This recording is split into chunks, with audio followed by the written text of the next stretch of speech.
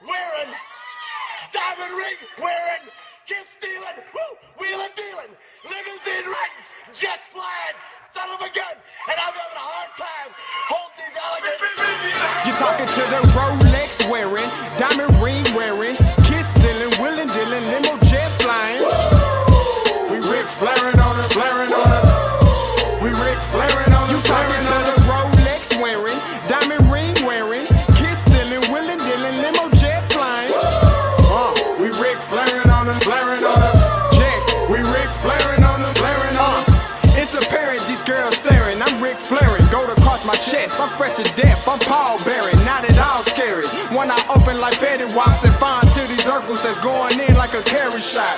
Woo! I'm going in like a Mary Pop off that Mary Crop at the top flow at the Marriott. So questioning me is like questioning you. See, we the best dressed, so come and get blessed with the crew. Not one but two, different ways to slaughter your crew. Committed tat across the chest, I guess she blessed with the truth.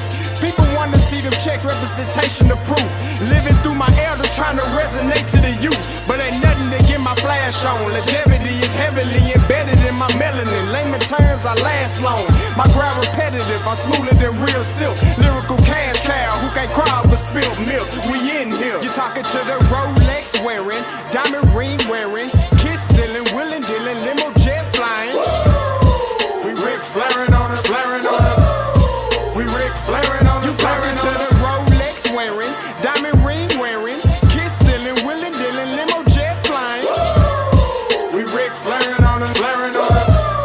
We Rick flaring on it, flaring on it. This ain't no normal situation, this preparation with greatness. Industry full of fakeness, it's really up for the taking. See, life is what happened to you, more so how you take it. Don't get stripped of your knowledge and mentally leave you naked. I like to live otherwise. I'm sorry that I'm fresh to death. I put the polo and apologize. See, black son, we ain't nothing like the mother guys. Quit to socialize, we organize, then we mobilize.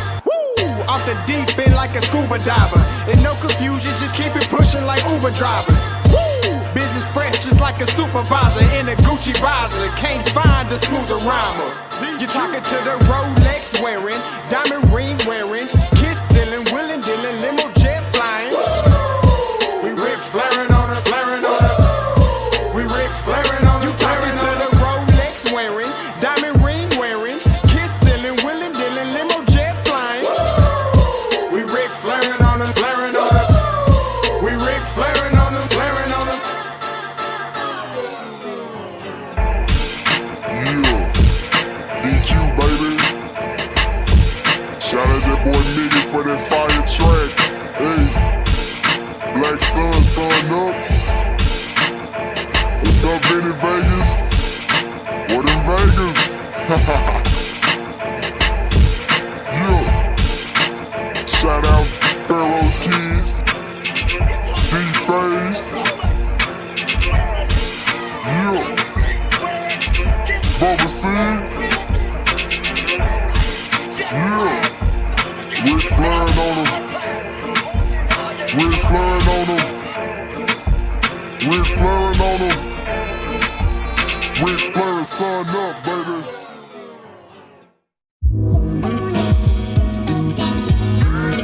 Hey, yo, Scotty, you going crazy for this one. We see what you're doing, we salute you. Hey, let's get it started. It's Backpack Capital One. What's in your wallet? Got a call from my man A. Scott. I said I got it. Love that you highlighting all of these black colleges. Try to pay me for doing this. Look, bruh, if you don't get off my line with that foolishness, voice of the swag, pull up where you at. No cap if the Brody is speaking the soft facts. My advice, tune in to every show. Captain Petty, but we know that the sergeant is with the smoke. Speculate, just tell me what is we doing. Get into it, okay, look, I'ma say this and keep it moving.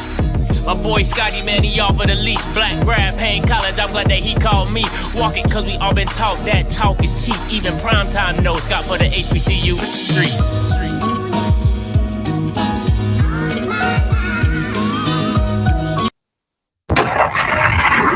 What is going on, everybody? Hey, make sure you tuned in. All right, locked in and strapped in. All right, let's get it. Hey, I know some of you guys on your lunch break, so I'm going to get right into it.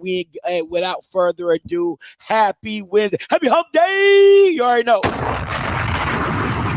All right, so I got some quick announcements I got to make. I got a story before we get into the Fox News interview. All right, but before we do anything, make sure you go ahead and like the stream. The like police is never too far. All right, and as always, as before, if you're new, you're old. If you don't like nothing I say, you can always Unfollow me. If I make you feel some type of way, unfollow me. If low key you just here to hate, you can always unfollow me. And Von Wilson, that includes you as well. All right, that just includes him as well. All right, so let's get into some announcements. You already know what the main topic is today. We are talking about Fox News and their live interview with Reggie Theus today. All right, so that is the main stable. That's the main topic. If you're watching this on replay, I promise you're going to want to watch the whole damn thing because it's that damn good. All right, now I'm going to be honest. I'm going to be upfront. What's it called? Journalistic integrity. I do not have the full interview. Okay, I have chopped some things up because some of it was just fluff and whatever, but I got most of it. Okay, that is my journalistic integrity of not media. Okay, that's the not media journalistic integrity. I did chop it up. Just wanted to give you the 2 cents on that. So don't be like, oh, Scotty, this ain't the whole thing. Ninja, I told you already. All right, so another announcement. All right, listen. If you're trying to get into podcasting, YouTube, or whatever, building a brand, however you want to do it, I do have a consulting link if you want to talk to me one-on-one or whatever. It does cost money. My time is money. Money is time. All right, so you can hit me up in the description below. Set up an appointment. I'm open on weekends as well. Also, listen. Shout out to my main man, Rocky. If you haven't watched this show, he went live yesterday, the first show of Upon Further Review on the channel. Make sure you go back and watch that. It was absolutely amazing. It was his first time going live on the channel. Did a hell of a job. You're going to see him more often on Tuesdays and plan to see that going forward on the channel. All right. So Upon Further Review was on Tuesdays. Had a great time as well. All right. So I know everybody's like, Scotty, man, I came here for the juice. I came here to see Fox News. What's going on, Fox News? Hold your horses, okay? Hold your horses. We gonna get into Fox News. Hold your horses. But I got to bring up something from Albany State. Albany. They asked me to come to this carpet. All right, I know they got a new football coach, Quinn Gray, junior, senior, the third. I don't give a damn. All right, so I saw this pop up on Twitter, and it says, Marcus Joker Stoltz, blessed to receive my first HBCU offer to play at Albany State University. Now, I know you Bama's is like, Scotty, what the problem is? What the problem is? I thought you like equal opportunity. You like white people. White people's cool with you. White people are cool with me. I'm cool with white people. Okay?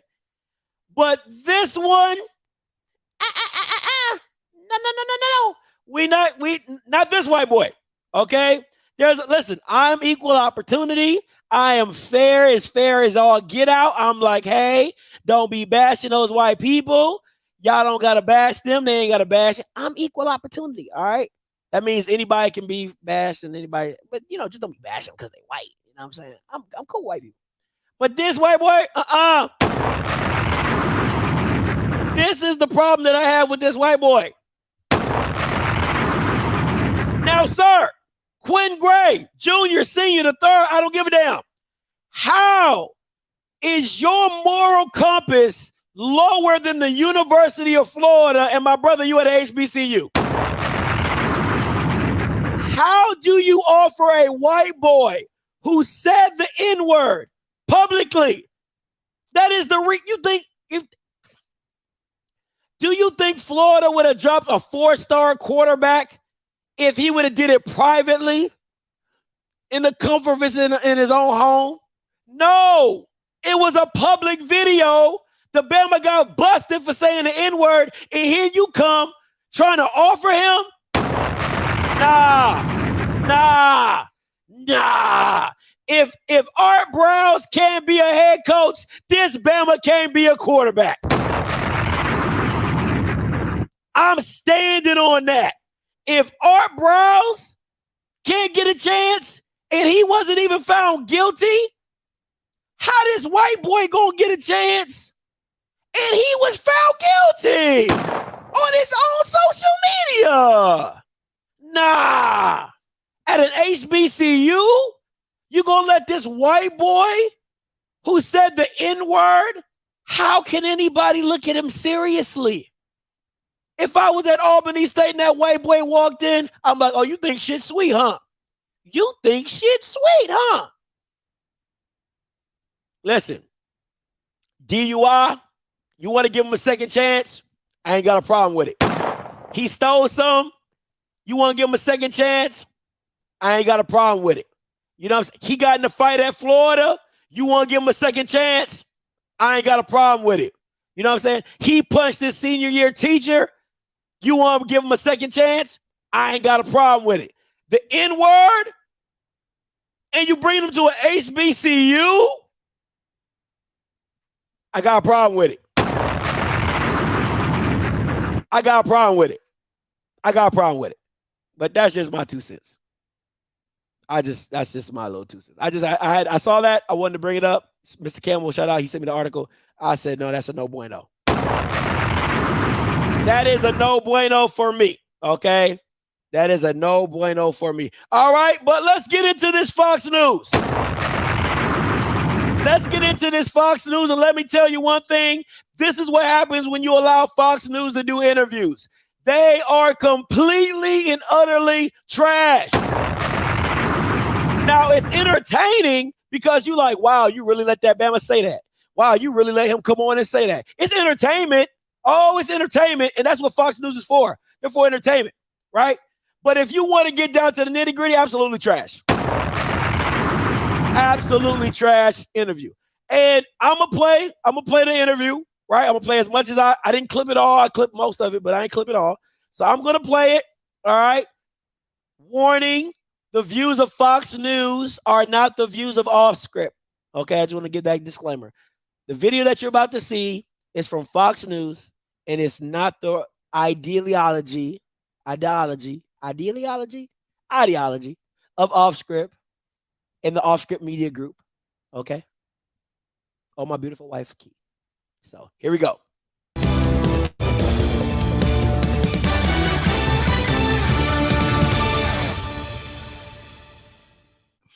HBCU game day, Vaughn Wilson here. And of course, there's been a lot of speculation and things going on around Bethune Cookman University. And the athletic director happens to be also the head basketball coach. So I appreciate him joining me directly off a plane. I know he hasn't even had time to unpack.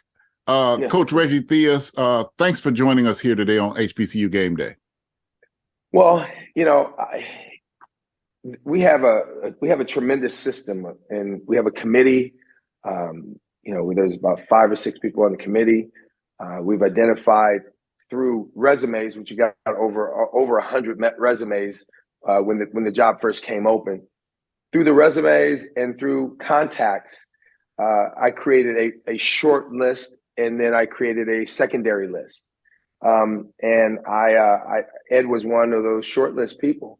I had 2 other guys that were, you know, just as big, more coaching ability, more coaching, and big name guys that I thought. From what I have heard, all right, I'm just telling you from what I heard, is that Kevin Sumlin was head coach number 1. All right. That's what I heard. All right. Fake Rick Fox. Okay. From what I've heard, fake Rick Fox said that, from what I heard, is that Kevin Sumlin was their top guy and he asked for too much. That's what I heard.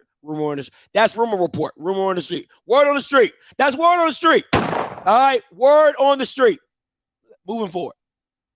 That would be really a great partner for me in my endeavors here at Bethune Cookman, and also to build the football program. And so with your conversations with Ed, what convinced you that he had the passion, had the knowledge, had the skills, and the compatibility to be the head football coach at Bethune Cookman University? You know, Vaughn, when you talk to people, you get a sense of their passion. You get a sense of their focus. His football pedigree is not questioned, you know, in terms of what he's accomplished as a football player. He's done a lot of community work. He's been involved in his own foundation for a long time. And I do believe underneath it all, he's really about the kids. He's really about building. I didn't worry too much about first year coach. I didn't worry too much about his ability. Sometimes, you either can coach or you can't. And everybody has to start somewhere. I remember my first job as a head basketball coach. I mean, I had coached on different levels, but never on that level. So, when you talk to him and you deal with the passion, you deal with his pedigree, you look at what you're trying to build for the university. See, those are the things that for me were the biggest factors. He had the ability to bring to excite our fan base. He had the ability to recruit. I think he had a tremendous class he was trying to work on through the assistant coaches, and through this time here, he was talking about some guys that were 3-star, 4-star players. Now, let me get this straight. It sounds like you're asking a lot of somebody that is not on contract. Maybe it's just me. Maybe, this is why I cannot stand Fox News. You can't have it both ways. You can't say he was building a great class, he was bringing in talent, he was building connections, when you're so quick to say he wasn't on contract. So at that point in time, you got to stop the interview and say, hold on. He's not on contract, though. Why are you asking him to do all of this when he's not on contract? You can't have it both ways. Oh, he's telling me about the class. Hey, whoa, Ed Reed, slow down, man. Please don't recruit just yet. You're not on contract. Let's get this settled first before you go out and recruit. Why? Ding, ding, ding. You have the situation where you have now, where you bring in kids and you weren't officially hired. Continue on, Fox News. And then the bigger part is, I recognize that our football program, going back when we made the change in the football coach, I talked to the administration. I said, listen, there's no reason to make a change if we're not going to put a renewed emphasis on building our football program. Agreed. And Ed, to me, was a part of that overall building of that football program, because we don't have locker rooms on campus. We don't have an equipment room on campus. We don't have a practice field on campus. And hold up. Hold up. Now, I watched the interview last night. Was it last night? Was it Monday or Tuesday? It was Monday. Now, I watched the interview on Monday on Roland Martin, unfiltered. And you know what? Let me back that up. Let me back that up just a little bit. Let me back that up just a tad. And I'm gonna let that play. I'm gonna let that play. A practice field on campus. And these are the things that I told Ed that, I needed someone that could help me build these things through fundraising and, contact. And Ed, to me, was a part of that overall building of that football program, because we don't have locker rooms on campus. Because we don't have locker rooms on campus. Others have said to me that there are no showers for the players. They're washing their own uniforms and clothes. Is that true? No. We don't have a practice. Now, hold up. Hold up. Wait a minute. Let me put some pimping in it. That don't sound. Who is? I don't understand what is going on here. Who?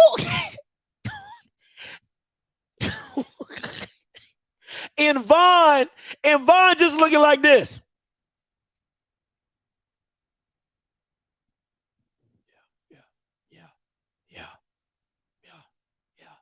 That's exactly that's exactly how Vaughn looking. Hold up, man. Come on, man. Stop. Like, hold on. On campus. And these are the things that I told Ed that, I needed someone that could help me build these things through fundraising and, contact. And Ed to me was a part of that overall building of that football program, because we don't have locker rooms on campus. Because we don't have locker rooms on campus. I've also, others have said to me that there are no showers for the players. They're washing their own uniforms and clothes. Is that true? No. Why the fuck you lying? Why you always lying? What are we doing? So now we don't have a practice field on campus. And these are the things that I told Ed that, I needed someone that could help me build these things through fundraising and, contact. What they say in church, Jesus, take the wheel.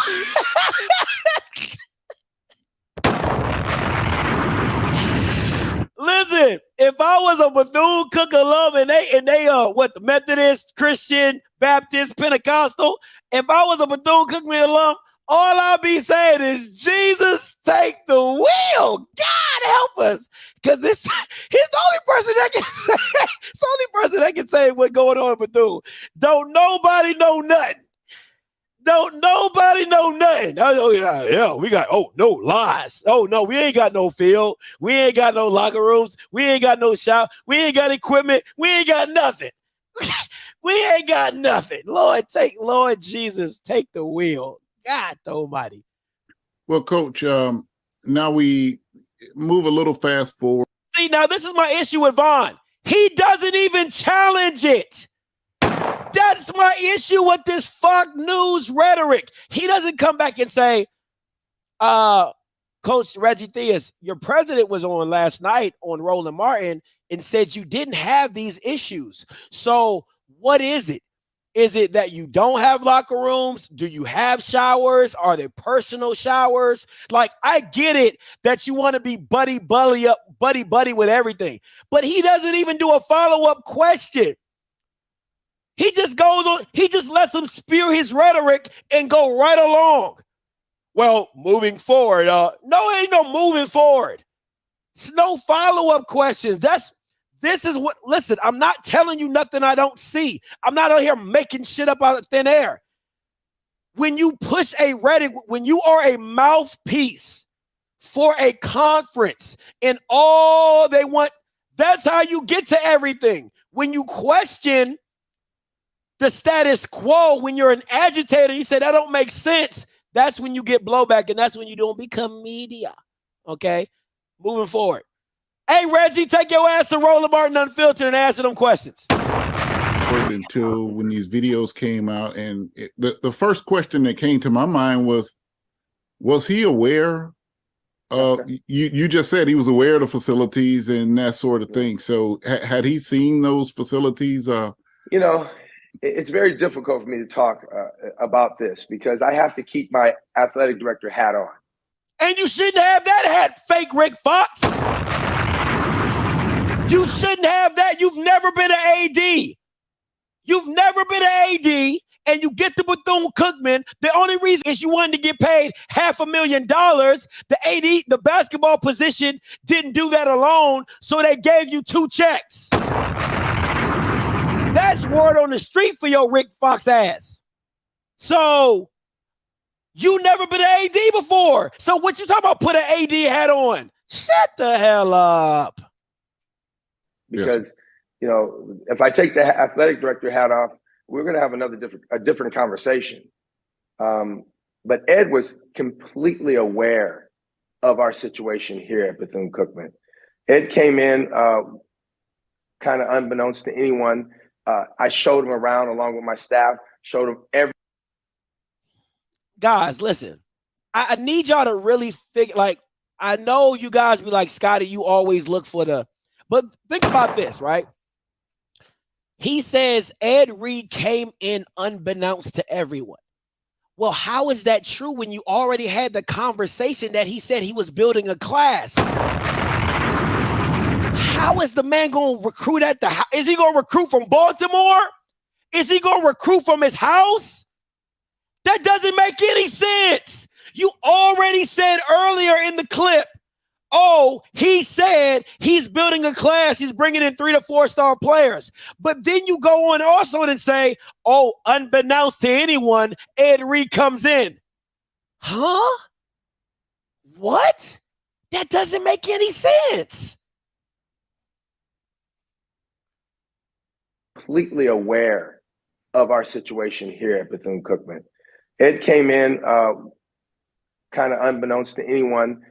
I showed him around along with my staff, showed him every single thing that was good about the program, everything that was not good. And I also showed him one of the reasons why I wanted to hire him is because of the ability to help me build the program and build the facilities that we were talking about.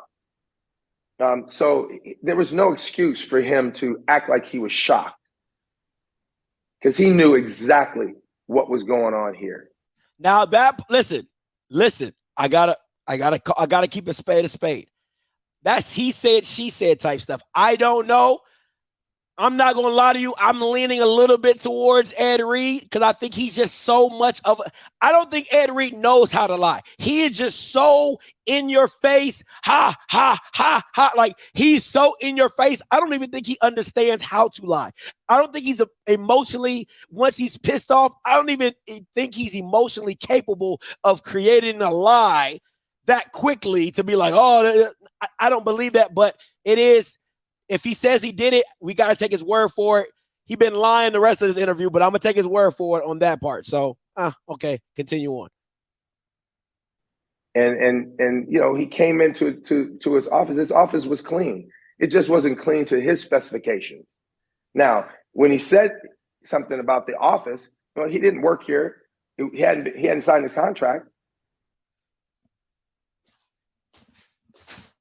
How does he not work there? And he just told your light-skinned ass, and you just told our ass that he was recruiting for you. How does he not work? Come on. How do y'all let this shit slide? How do y'all let this dumb shit slide? Constantly. Fox News after Fox News after fake news. Let this shit slide. How? You're so quick to say he didn't work here, but just 20 minutes ago in the same interview, oh, he was helping build a class. It don't make sense.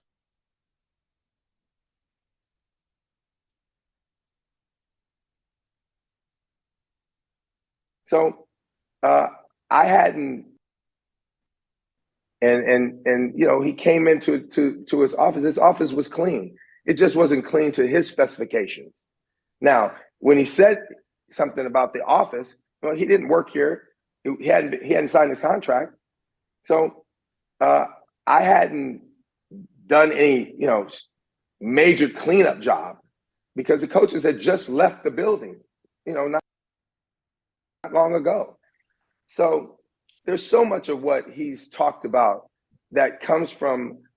The coaches have just left the office, but Coach Terry Sims been fired since November 29th. Dog, what are we talking about right now? How, come on, man. Listen, I was born at night, but I damn sure wasn't born last night. And hopefully most of my people in the chat wasn't. What? The Bama was fired on November 29th. Ed Reed was hired, December 15th? And he finally shows up in January to the school? But now all of a sudden you ain't have a chance to clean it? All right. The wrong place. And his perspective is what he sees in front of him. Never dealt with any historical facts, never dealt with the hurricane, never dealt with anything that came along with where we are today. He walked in here and saw something and acted like he didn't know, but he knew. He knew everything because I told him. And Coach, you just brought up another good point. It does seem like he had a lot of access on Bethune Cookman University's campus. When you say unbeknownst, it appears that you did not expect him until contract negotiations were done, or was there at some point where you say, well, in good faith, let's just get started? Dog, Vaughn don't even know what he just did. He thought it was a softball question, but he actually caught him up on his own line. He said unbeknownst until a contract started. But if we go back, first year coach, I didn't worry too much about his ability. Sometimes, you either can coach or you can't. And everybody has to start somewhere. I remember my first job as a head basketball coach. I mean, I had coached on different levels, but never on that level. So, when you talk to him and you deal with the passion, you deal with his pedigree, you look at what you're trying to build for the university. See, those are the things that for me were the biggest factors. He had the ability to bring to excite our fan base. He had the ability to recruit. I think he had a tremendous class he was trying to work on. How are you working on something unbeknownst to your life? I'm sorry. People are calling me a colorist. Fake Rick Fox. Let me calm my ass down. Fake Rick Fox. How is he working on a recruiting class? How is he working unbeknownst to you when you just said he talked to you about bringing in a class? Guys, I want y'all to really break these stuff down. Don't let the propaganda fool you. I get it. There's a lot of stuff behind the scenes we don't all understand. But Reggie Theus, fake Rick Fox, is shooting himself in the foot as he continues to speak. Vaughn Wilson doesn't even know what he's doing, and he's setting up Reggie Theus because he says unbeknownst to him. Unbeknownst. If you don't know what unbeknownst means, it's unaware. I did not know. Through the assistant coaches and through this time here, he was talking about some guys that were 3-star, 4-star players.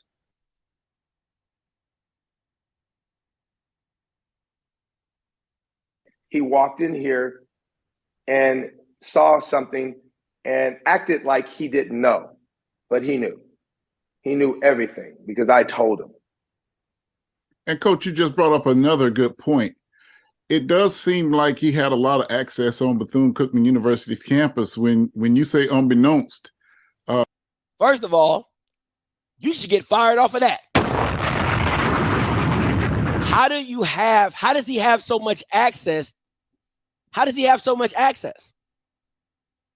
If you haven't seen, matter of fact, let me bring up the video. Oh, I got time today. Let's bring up the video, shall we?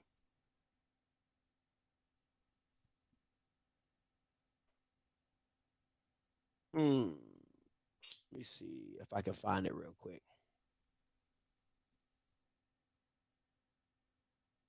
How does he get so much access if he don't have a job? All right, here we go. Let me see. That's not where I want to go with it. I'll bring it up. It don't matter.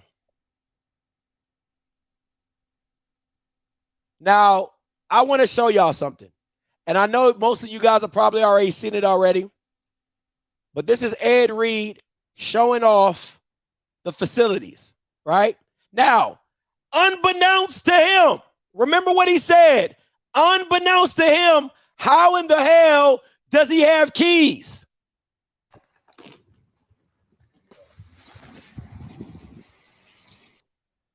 Unbeknownst. Unbeknownst, this Bama got keys. He don't have a contract. He's not the official coach, but unbeknownst, that means the AD did not know. So the AD is saying, I didn't give him access. Well, that falls back on the AD. That falls back on the AD. He should be fired off of that. And thank you. He got Bethune Cookman gear on.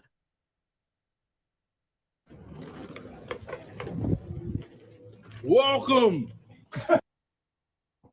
Come on, man. But that's unbeknownst. That's unbeknownst, though. Continue on. You know, it appears that you did not expect him until contract negotiations were done, or was there at some point where you say, well, in good faith, let's just get started?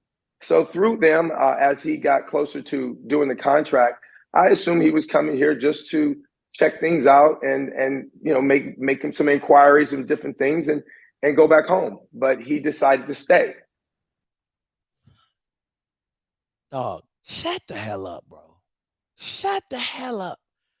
You thought he was going to come down and go back home when you just said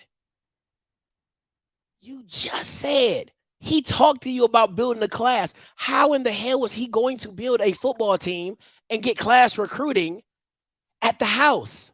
Come on, man. It just don't make no sense. Why? I'm not sure. But that told me in two things, because we were still negotiating and we were basically just about finished with the contract. So there was no issues with the contract at that time. It was just a matter of, you know, dotting the I's and crossing the T's and then getting the contract ratified. And in the process of that, you know, came the videos. And that's where we are today. In the middle of all the positive, in the middle of all the good things that were going on, in the middle of all the conversations that he and I had. This is a trash statement, Cam. And you my guy. It's a trash statement. It's a trash statement. Because if we want, it's a trash statement. It's a trash statement. Because if you are the AD, you can recruit from home, but how are you going to show kids around for visits? It's not COVID.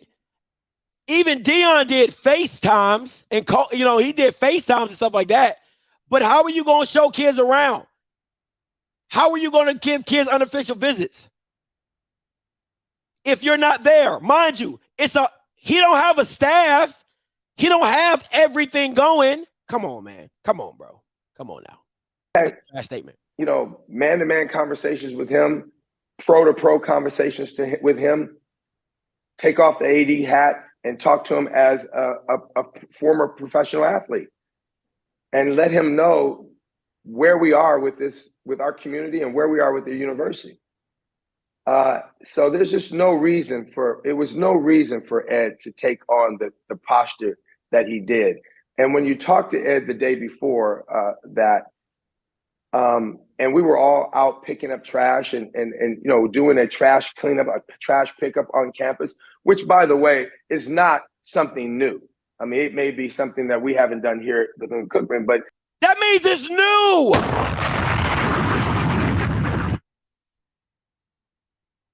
That means it's new. He set a standard that you didn't as an AD or basketball coach. So now you're trying to shoot down the fact that he got young men and women encouraged, excited about cleaning up their own university. And you're trying to disparage it as if, oh, other campuses do it. Then why weren't y'all doing it before? Why weren't y'all doing it before? Come on, bro. Come on now. Come on, man. This is ridiculous. And when you talk to Ed the day before and we were all out picking up trash and you know, doing a trash cleanup, a trash pickup on campus, which, by the way, is not something new. I mean, it may be something that we haven't done here at Bethune Cookman, but universities do that all the time. Sports programs do that all the time in terms of policing and picking up around the campus. So I was just shocked. I was absolutely shocked at the behavior and really appalled from the behavior. And it's sad because he has it's so much bigger than Ed Reed. It's so much bigger. You know, a former professional football player getting a chance to have his first, we gave him an opportunity to have his first head coaching job here at Bethune Cookman. And, you know, he actually let us down because we were expecting big things from him and his abilities to help us get where we want to go as a football program. Well, first of all, we certainly appreciate you being on with us because we at HBCU Game Day reached out to Ed Reed to interview with us, but we were actually turned down. What? HBCU Game Day trying to get both sides of the story? Is Fox News trying to be like on both sides of the fence? I ain't never seen that. Shout out to Fox News for doing that. What? Trying to get both sides of the story? Shit. Not Fox News. Shit. What we want for the HBCU culture is to kind of clear the air. As you can know, people from the outside are kind of lost. Right. There is a long trail to follow. And that's why it was important that I spoke to you to kind of get a timeline together so that we could bring some clarity. We've heard, you know, on a program last night with Roland Martin, I don't think that brought us any closer. So let me get this straight. Listen, guys, I want y'all to listen to what he said.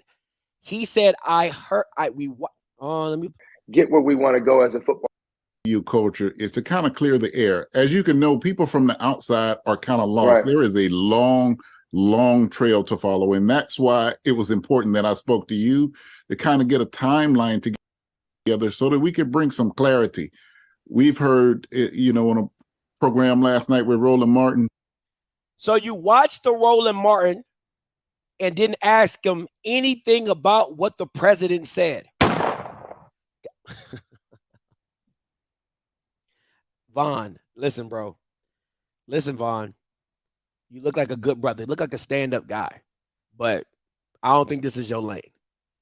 You watched the Roland Martin interview. So that means when he brought up the no locker rooms, the no equipment, why didn't you then say, hey, your president got on Monday and said that those were lies? What was he referring to? Your board of trustee member, a former board of trustee member, came on the Roland Martin show and said this. Players came on and said this. AD, is it true that there's been mold in the helmets? Is it true that their uniforms are being washed by hand? Are these true? Like, if you want to give a timeline, give all the timeline. Don't just nitpick on what you want to discuss. Talk about the whole thing. I don't think that brought us any closer. I've also, others have said to me that there are no showers for the players. They're washing their own uniforms and clothes. Is that true? No. Closer to understanding a timeline or what's going on or who's telling the truth or who's stretching. Yeah, because you can't get anything out if you're just screaming and ranting the whole time. I agree with that. I definitely agree with that. You know, passion is, there's all kinds of different passions. You know, passion is not crying. Passion is not yelling and screaming and cussing and stomping your feet. Passion is about doing. And you know, his comments and his antics, you know, when you talk to him off camera, he's a very different person. When the camera turns on, he becomes a very different person. So I don't, you know, I'm just really surprised that he and the way he depicted me when I've only done one thing but champion Ed Reed to be the head football coach here at Bethune Cookman. So I was a little surprised. I'm just surprised that, you know, in the way that he's been acting. I'm surprised in the sense that he made himself bigger than the university.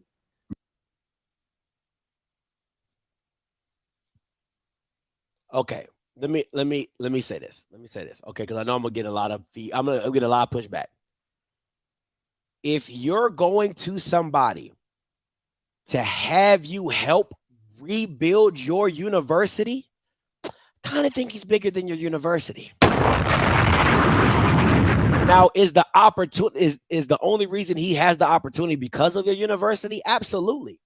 But you, fake Rick Fox, just said you brought him in to change your university, to help you build, literally help you rebuild the facilities at Bethune Cookman. So he is bigger than your university. The opportunity that you gave him does not change the fact that you needed him, I'll say, more than what he needed you. Now, coaching could be his ultimate dream, but he can coach at high school. He can coach at Little League. But if coaching college football was his ultimate goal, then yes, it's a dream to him. So you're letting him complete a dream. But to say he's not bigger than your university when you're asking him to use his you wouldn't ask any other. This is where I differ for a lot of you in the comments. If you hired Sam Washington, you wouldn't ask him to build your facilities. If you hired KJ Black, you wouldn't have asked him to build your facilities. If you even hired Kevin Sumlin, you wouldn't have asked him to build your facilities. If you hired Quentin Morgan from Langston, you wouldn't have asked him to build your facilities. If you hired Vincent Dancy, you wouldn't have asked him to build your facilities. So shut the hell up. Shut up. You wouldn't have asked any other HBCU coach from any other program to build your facilities or use their contacts to help build anything on your campus. You would have said, can you right the ship? Can you stable the environment? Can you just give us wins with what we have? That's why he's bigger than the university. So you can disagree, but that's facts. And you know, even after he got here, and I wanted to give him a little bit of a buy. Let me say this. This is what I'm saying. This part of the interview bothered me the most. This part of the interview bothered me the most. I'm gonna back it up just a little bit, and I'm gonna play it twice. But this part of the interview really, really, really bothered me. All right. He made himself bigger than the university. And you know, even after he got here, and I wanted to give him a little bit of a buy. You know, the language I can't give him a buy on. But coaches, you know, we all sometimes we use, you know, foul language. That's the buy. That's the buy. That's the buy. If you're saying I couldn't give him a buy on the foul language, but us as coaches use foul language, that's the buy. Right? Because, granted, you'll say this, and he's going to go on to say, I'm going to let it play out. I'm going to let it play out, and we'll get back around. But that's in a different setting.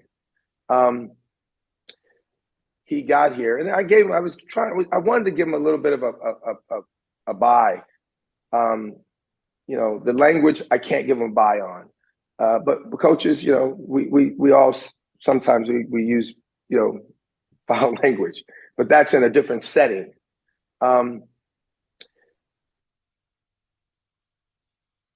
Foul language is foul language.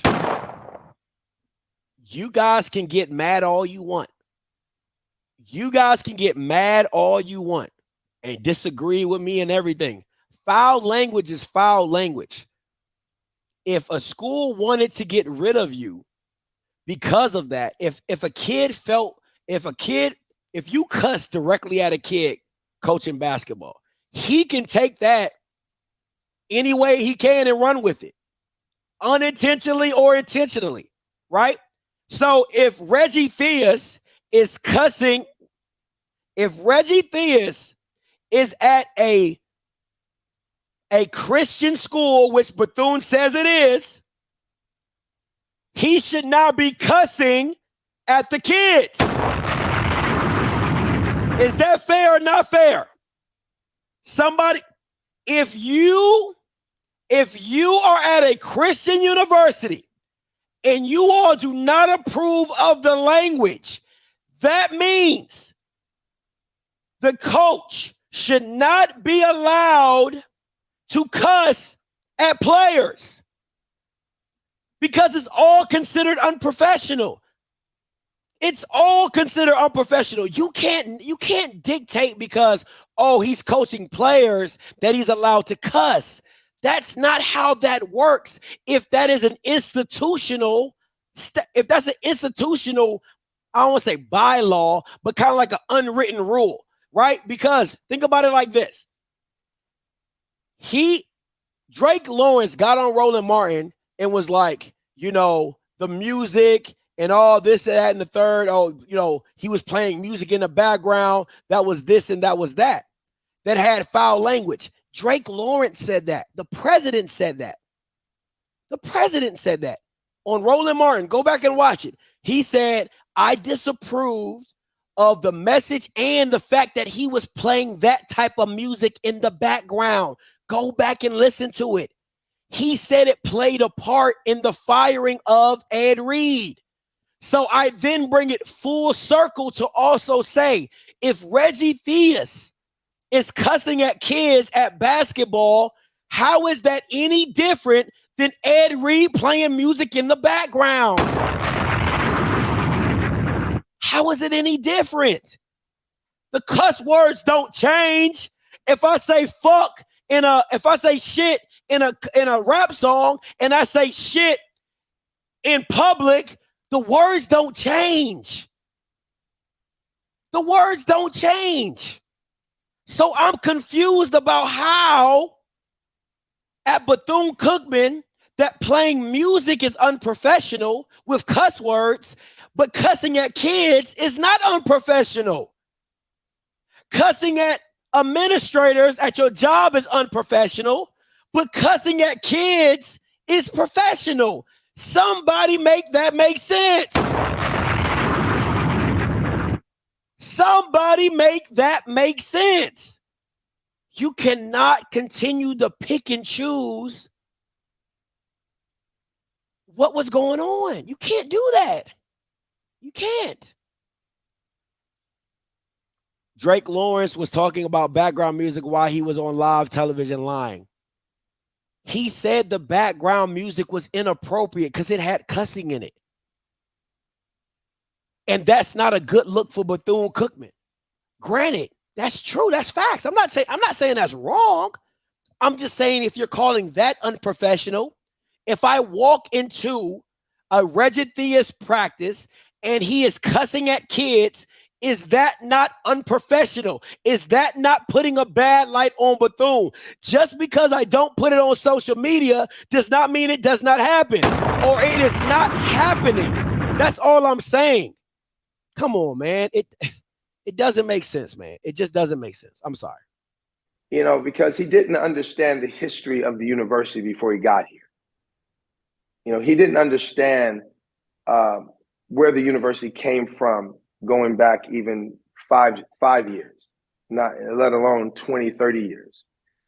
So gave him about an hour and a half, conversation about the history of the university and why the dorms and places are in the shape that they're in. And, when you go through 2 hurricanes, when you go through a pandemic, these are some of the remnants of all those things. Now, don't get me wrong. The facilities are not great, but we are working very hard. And one of the things that really bothers me about his conversation, he started talking about our administration. Our administration has championed this university every step of the way. Now, I can say that because I don't come from an HBCU background. You know, when you come to an HBCU, from where I've been, it's a calling. You come in because you have a need and you have a want to do more. And you come in there with an open mindset and open arms so that you can put your arms around the work that you have to do, and you dig in. You don't complain. You don't rant and rave about what's going on and what you see in front of you, especially if you don't know the history about what you're talking about. So many things that he said were just not true. Just like your president. Just like, I mean, listen, man. And it's more to it. I'm sick of it. I'm not even gonna lie to you. I'm sick of it. Listen, it's a trash interview. It's an absolutely trash interview. No questions were asked about what the students were going through, what the students experienced. You know what I'm saying? Yes, yes, the whole thing is focused on Ed Reed, but Vaughn didn't even throw it back to say, but was Ed referring to, or was he talking about what is the situation with that, AD? What are your plans going forward, AD? Not basketball coach. I got two hats on. Let me put my AD hat on. You know what I'm saying? It's that. Now, I'm going to say this to you guys. I don't have a problem with coaches cussing. I don't give a damn. All right. My coach cussed me out. I've been cussed out by plenty of coaches. All right. All right. This is my point. And if you can't understand this, you don't got no understanding.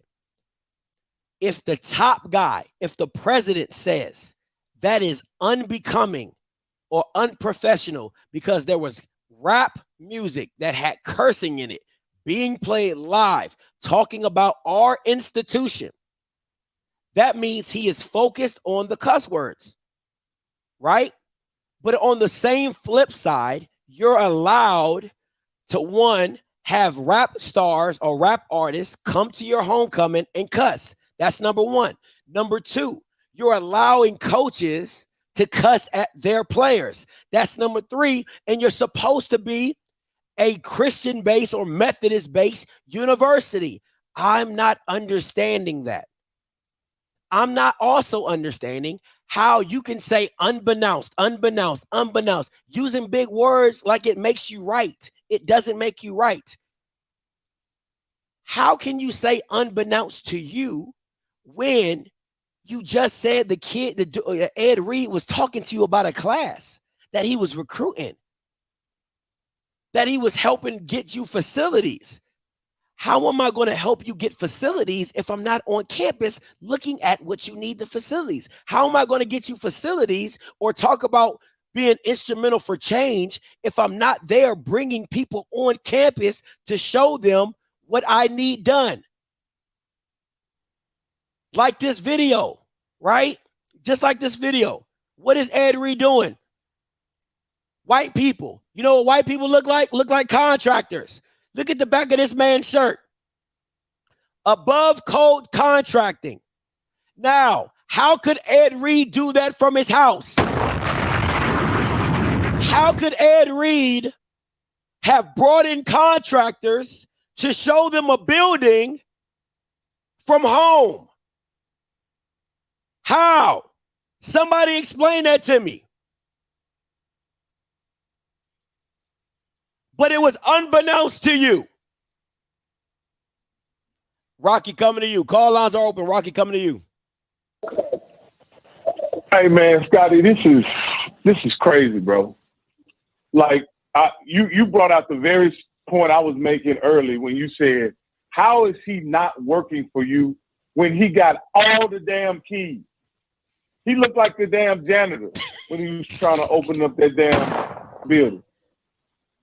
So how is he not working for you? You can be honest and say he was working for us without a contract. Like, to me, that's what was going on. He was working without a contract, right? He said some unprofessional things that you didn't agree with, right? And you guys probably decided Monday after he cussed on, that weekend. And y'all was going all week talking about, you go fire him. No, you go fire him. No, you go fire. No, you go fire. Like that's what the whole week was between Reggie Theus and the president. They were figuring out who gonna go tell Ed Reed he's not getting the job. Like those are the kind of chicken shit dudes that they are. They want to throw the rock and hide their hands. They want to halfway commit to things, and then when it doesn't work out their way, they want to pull back. The fact of the matter is, they hired a guy who is very passionate, what I would consider a top 1% type of guy, a guy who is going to get it done at all costs, right? And they just BSers, man. They just BSers, and just like this situation, they trying to BS their way through it. And what do you think happened in a face-to-face conversation when they were trying to BS Ed Reed? I bet it got very contentious. Very. Right? And, and so this is what I'm saying. Like, they realized they couldn't BS with this guy. And because they couldn't BS with him, they decided to let him go. What Ed Reed did did not want him not being contract. First off, he was working on behalf of the institution without a contract. So he hadn't even been onboarded yet. So he's not aware of any policies of the school. He doesn't have an employee manual. He ain't got jack. He hadn't been to orientation yet. So how you gonna have him responsible for upkeeping the culture and ethics of Bethune Cookman when he hasn't even been through orientation, been given a manual, been properly onboarded, man. They playing games with us, man. They playing games with us. And more importantly, Scotty, they playing games with these kids, man. And that's why Reggie Theus and the president are in a category of men that I wouldn't want to be around at all when it's time to do business. Because they don't seem like they committed to doing what it takes to get the job done for these kids, man. And it's so unfortunate, bro. Man. It's so unfortunate. Hey, appreciate the call, Rocky, as always, my boy. All right, man. The call lines are filling up. JB coming to you. Dre then coming to you. Listen, 3573-4659-9630. I see you guys. I'm gonna get my members first, though. Gotta get my members first. JB, you live. Scotty, how you doing, sir? I'm good, man. Talk to me. Okay, let me speak on a few things. Okay, first of all, him working without a contract. I wonder what the NCAA is going to say if a school is using someone who is not officially employed by the university to do recruiting. I wonder if that's going to be any sort of violation at play right here. That's number one. Yeah. Number two, and this part we need to address as well, the cussing part. Folks, let me tell you something. I'm an alumnus of Cookman. I was there from 95 to 2000. I was there, and for anyone who was down south during that time period, there was the era of Luke, JT Money and Poison Clan, Cash Money, No Limit was just getting started. Trick Dash was just getting started too. And we also had a dance during homecoming called Pre-Dawn. For anyone who was at Cookman know about Pre-Dawn, Scott will break this up real quick. Pre-Dawn was a dance from 2 a.m. to 6 a.m. I'll let you figure out the rest of that. Now, in terms of the cussing part, that's also a cop-out because some of y'all have Netflix. If you've seen the program Marching Orders, which focus on our band. And our band director cussed like a sailor. So we're talking about the cussing piece, but we're picking and choosing when to cuss again. We're picking and choosing when to feel morally outraged. These are the same folks, I'm saying this as an alumnus, these are the same folks who complain about alcohol being served, but you're taking scholarship money from Budweiser every year at the Florida Classic. Yeah. To make that make sense. It's the hypocrisy that I do not like. It is the selective outrage that we seem to have. And I'm sorry, but watching that interview, just on some of the things that you showed, and also the Drake thing as well too. By the way, Drake's a bold-faced liar. I cannot trust someone who doesn't look in the camera and look like they were sleeping as they were talking. I want to set up some depth later on because I know you got callers and whatnot, but now I will say this before I get off and whatnot. watching Ed Reed and Roland Martin, I will say this: Reed didn't help himself because it did come off as a little bit, I don't want to say not in control, but a little bit unpolished. And it's like if you're trying to not come off well. If you're trying to build yourself, say again. No, I said you're right. It did not come off well. I can't even lie about that one. Yeah, it didn't come off well on like. And so what that also did is that what I was trying from the president was that interview gave the president an out in terms of why he was gone. And I hate the fact that it happened. I really do. But this is a bad look, and it continues to be a bad look. I will say this: Reed was not wrong in terms of how we approached everything, though. That's up for conversation, it's up for debate. And now got us as alumni and also as our school getting involved with something that we've been arguing for the last 10 years. And I'll let that go. Hey, appreciate it, JB. Hey, listen. I'll say this. I don't know if anybody's seen this, but have you seen like the angry translator for Barack Obama? Like that's what Ed Reed needed. You know what I'm saying? Like he had him, you know what I'm saying? Rob Parrish was right there. And Rob was trying to save my man. I mean, Rob was trying to save my man. He was, rubbing on his shoulder. You know what I'm saying? He was like, my brother put passion before purpose. I didn't put passion before purpose. I had passion with purpose. I was like, I'm like, damn, man, I can't even go to bat for you, baby. I can't. It looks so bad. I'm like, damn, man, shut up.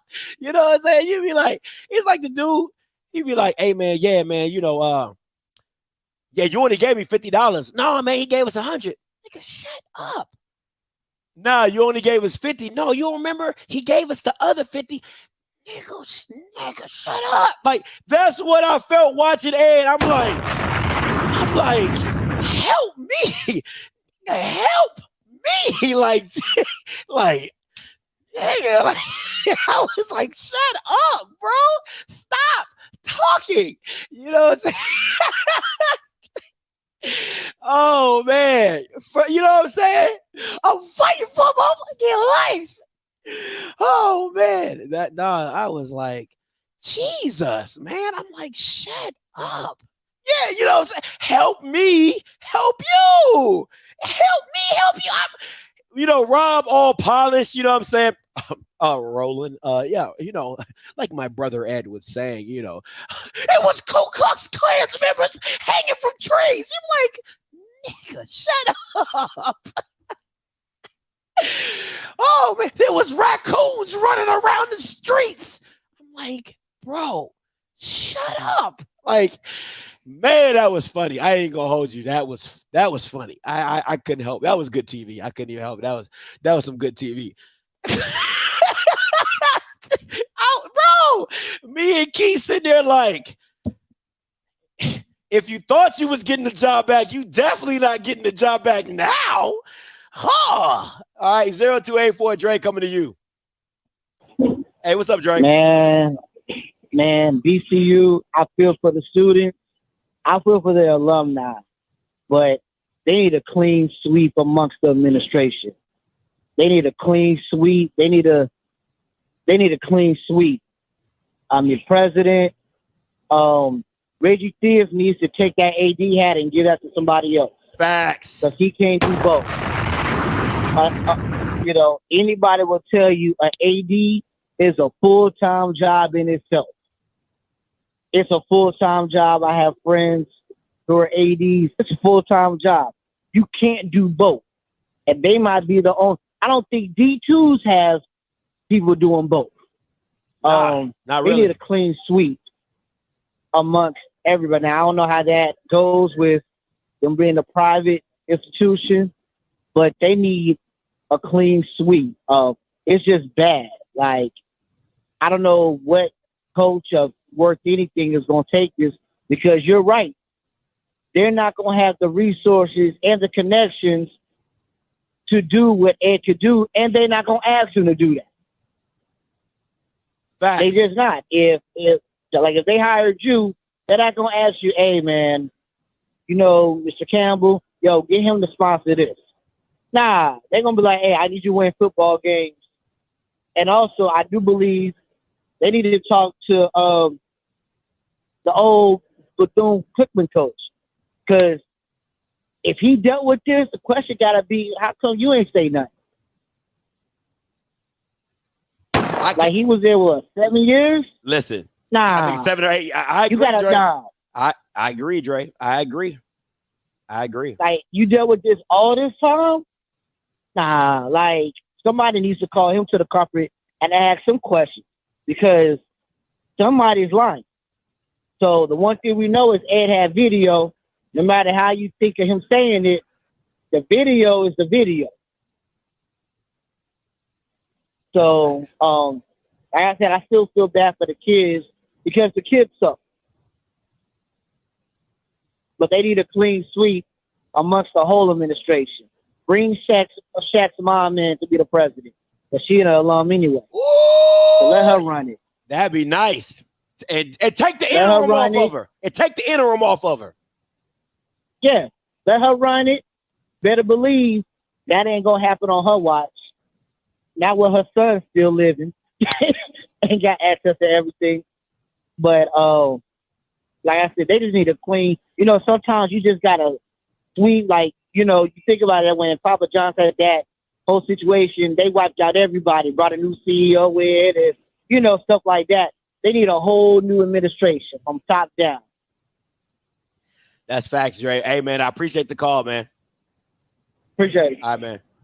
I don't know if Shaq's mom's on the board anymore. I don't think she's on the board. I don't remember seeing her name on the board. Unless she goes by a different name. But I don't remember seeing her. But honestly, real talk though, you know what needs to be a theme song for fake Rick Fox?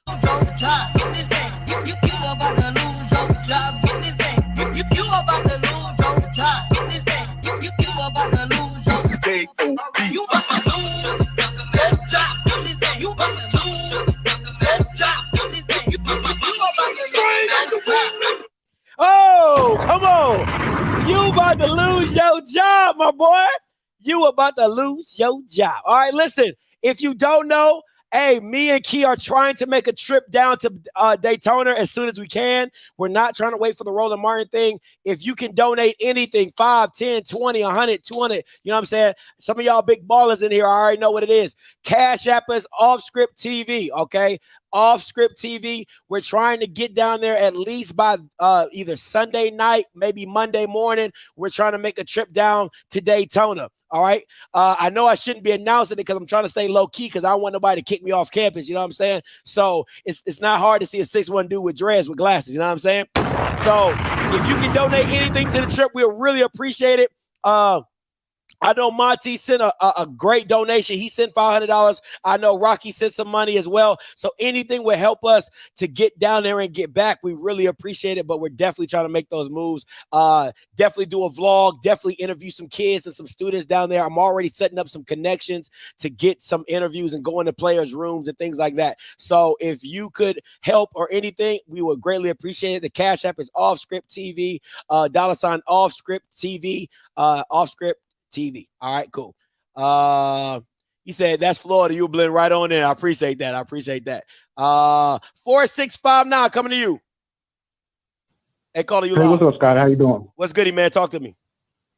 All right. So I'm an alumnus of Cookman, and I want to give you, possibly another perspective to look at it, a more nuanced position. Because could you possibly see a scenario in which, yes, there are serious issues at Bethune Cookman, but at the same time, there were issues with Ed Reed as well, which they could not move forward?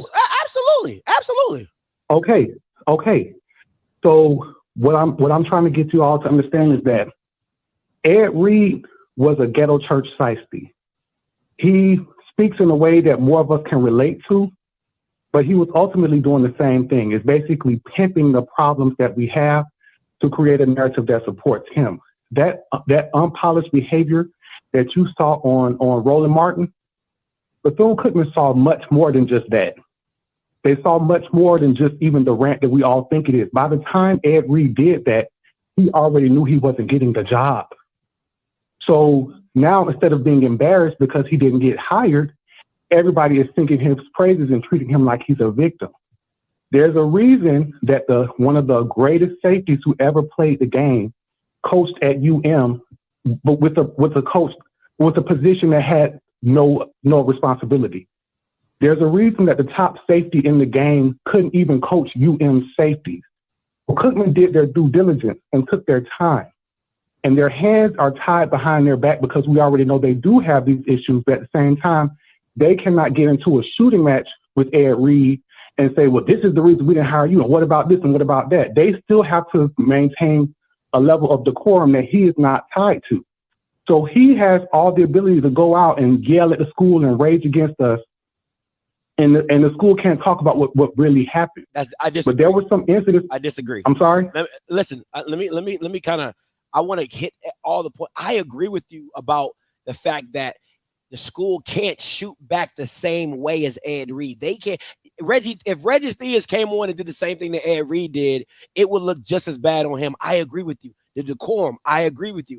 The way that Ed Reed went about doing it, I agree with you, because I'm the one that said about Deion, he did it more tactfully than Ed Reed knew how to. I agree with you. But this is the problem that I have. You could have got in front of it. See, Bethune has a horrible PR team. Absolutely horrible. Oh, definitely. Absolutely horrible. So the thing about it is you could have got in front of it. You could have said as soon as you made the decision, right? It should have been a statement made or a public statement put out saying, hey, we went over the thing with Ed Reed. We talked to him. We brought him in. We said this. We said that. We've decided to part ways with Ed Reed. That then takes away from the Instagram Live. Ed Reed no longer has power because the school is already. I agree with you 100%. You see what I'm saying? And that's what I'm telling. That's what I'm saying. There are people at the school that are incompetent.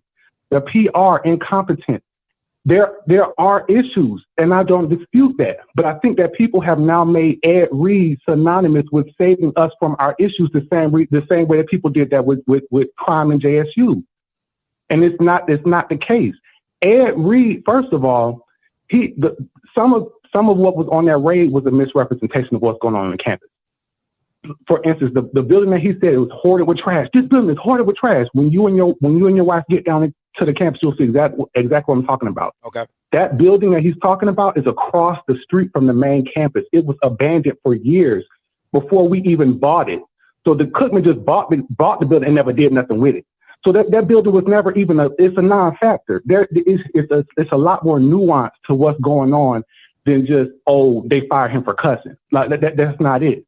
And to not sweep the issues under the rug, they need to be dealt with. And I've actually been talking to students about trying to, really understand the full scope of what they're dealing with, because they're talking about conditions that when I was at the school, this is foreign to us. I'll say this. I'll say this, and I'm sorry. I hate to lose my point. That's why I'm not trying to cut you off, but I just want to interject just a little bit. My thing is this: there's still accountability. Listen, I'm not trying to make Ed Reed a martyr. I've said that what he did last night on Roland Martin, there's no way you could come back from that.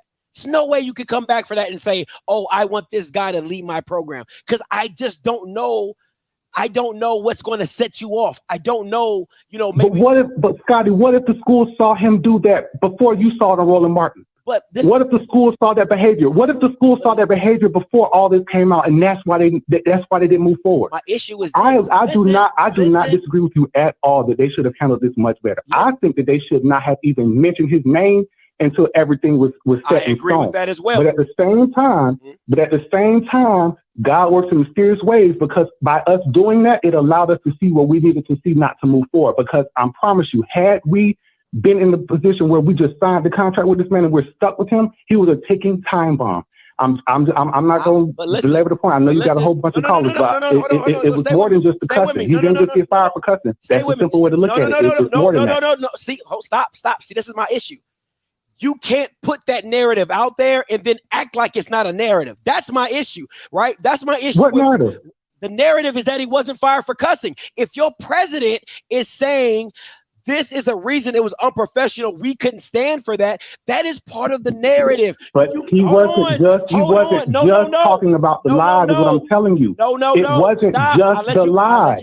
I'll let you go. What I'm saying is that when you add that to a narrative, we are then allowed to use that as a narrative, because what was it placed on? On you guys. You guys brought that up. Reggie Theus just brought it up in this interview with HBCU Game Day. Listen, I understand. Hold on. Let me finish. If that wasn't the case, it would never. This is what Drake Lawrence should have said.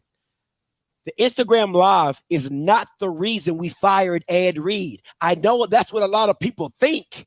A lot of people think. That is not the reason why we fired Ed Reed. There were matters beyond the Instagram Live that we had a distaste that went down so I want to make it very clear.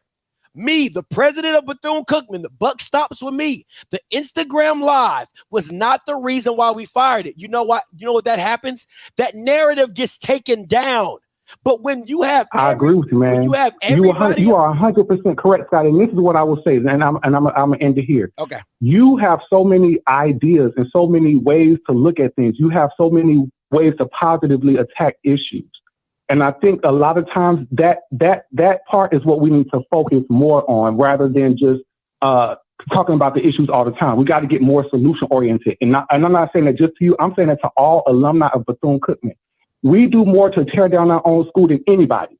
And say for instance, if we're looking for a president, instead of just getting on Facebook saying, why don't we have a president? Why don't we have a president? Why don't you say, what do we need to do to assist the school in getting there? Come on, man. All I wanted to do is just be more solution oriented. That's not realistic when your whole school is ran by the board of trustees. Come on, bro. You know that's not realistic when your school. But I know more than what I'm saying right now, Scotty. I can't hold up your whole show. Okay. I'm not going to argue with what's wrong. I know that there's issues. All I'm going to say is that if people like you and people like the alumni who actually care and can we could do more by focusing on solutions if we focus on that as much as we focus on the problem. That's all I'm saying. I agree. I appreciate the call, man. Thank you so much. Yes, sir. All right. Hey, Coach Green, you live. What up, man? What's goody? That caller just made me sick, bro. He wasn't that bad, man. I've had worse. I've definitely had worse. He wasn't that bad, but he's lying. Why the fuck you lying? Come on, man. You had 4 presidents in 10 years. Your football team don't have a locker room to get dressed in. They don't even have a practice field to practice in. They use the old MEAC uniforms to practice in. You got mildew in the hammers and equipment. Come on, bro. Come on, bro.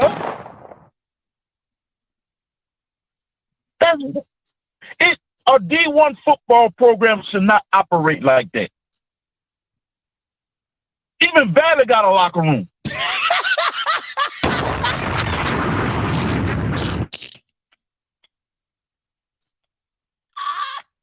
So don't sit there and say that Valley got a locker room.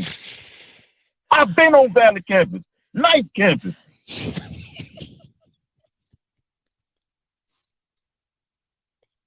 Come on, bro. This is dead wrong. Everybody needs to be fired. At first, I was rolling with the AD. I said he got connections. He could probably be the AD and basketball coach because of his connections. You know what? You need to go to. Because you're trying to cover up for the board. Because look, I get Ed Reed went about it wrong. I get that. I get it. I understand. But don't hide what's really going on. If he don't say nothing, nobody know about it. You had players that say they wrote letters. They wrote letters. And they get no good response. And it took Ed Reed to get everybody to say, you know what, we're going to talk out loud too. That's real. That shouldn't never have happened. Come on, you could have got some two trailers and put together and make a locker room or something. Something. You got all these abandoned buildings that's on campus. None of them could be used for. You couldn't have turned it into a storage room for the uniform. That's good. That's good, Coach Green. That's good. Cause you know what abandoned buildings do? They fall apart. If you don't do nothing to them, they fall apart. If they just sit there, they fall apart. Everybody knows if your car sit for a long period, if you let your car sit for a year, it gonna fall apart. That's real. Come on, man. All right. This is another good question. There's Daytona State College right there across the street. Cause they keep on milking this hurricane. Hey, what's that campus looking like? Hey, yo, Coach Green, ease up, my boy. Ease up on him. Come on, man. The campus right across the street. Come on, what's the living conditions over there? That it better not be better. It better be the same as BCU. If it's not, something's wrong.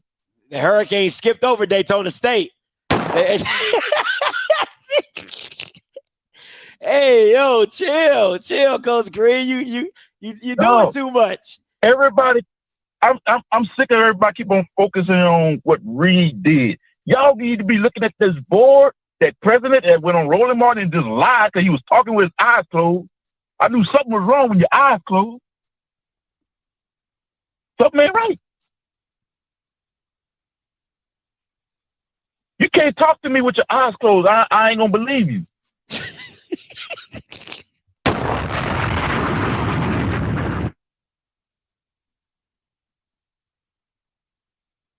No, that situation is wrong. And like I said on Spaces the other day, they can't hire anybody. They got to make a splash hire because they need things. They need things. Because obviously Ed Reed was showing around some contractors because he had some plans. Facts. And I emailed the you don't walk around with a bunch of white people without plans. And shout out to she's stupid.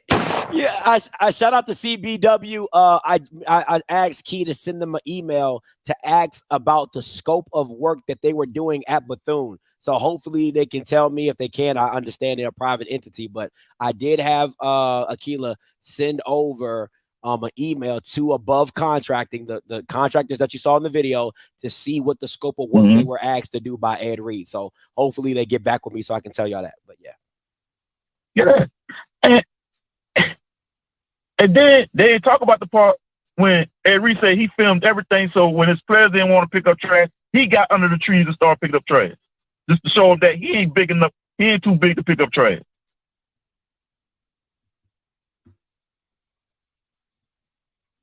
So, come on, man.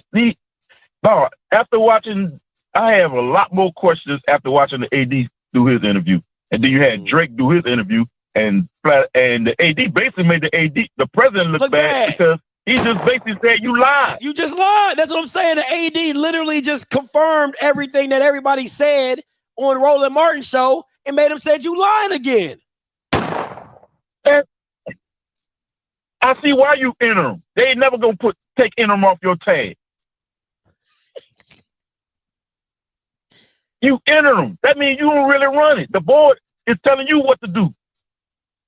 You're not running the show because you only interim because the board can say, hey, you know what? We don't want you no more. Because you just interim. So you're not really running the show. This is bad, man. Bad. And I feel for the kids, bro. I feel for it. Because you know what people forget? Because this man's so emotional. He got a kid himself. So he probably felt some type of way. Because he got a kid. Hey, you got kids, Coach? Scotty? Yeah, I do. Shoot. Listen. You will feel some type of way, wouldn't you? Let me tell you straight up. I ain't even going to hold you. If my son played at Bethune and he called me and told me what he was going through right now, that school be called Bethune Cookman Scotty University. You think I'm bullshitting you? I'm not bullshitting you. I'll sue the bejesus out of them. It would be Bethune Cookman Scotty University. Look at this. Look at this. Everybody said they're talking about do stuff behind closed doors. At Fox News, sexual harassment was going on rapid and nobody got held accountable. Everybody got nice big payoffs. How you do that? How you be accused of sexual harassment and they tell you to go away with $500 million? What are the consequences?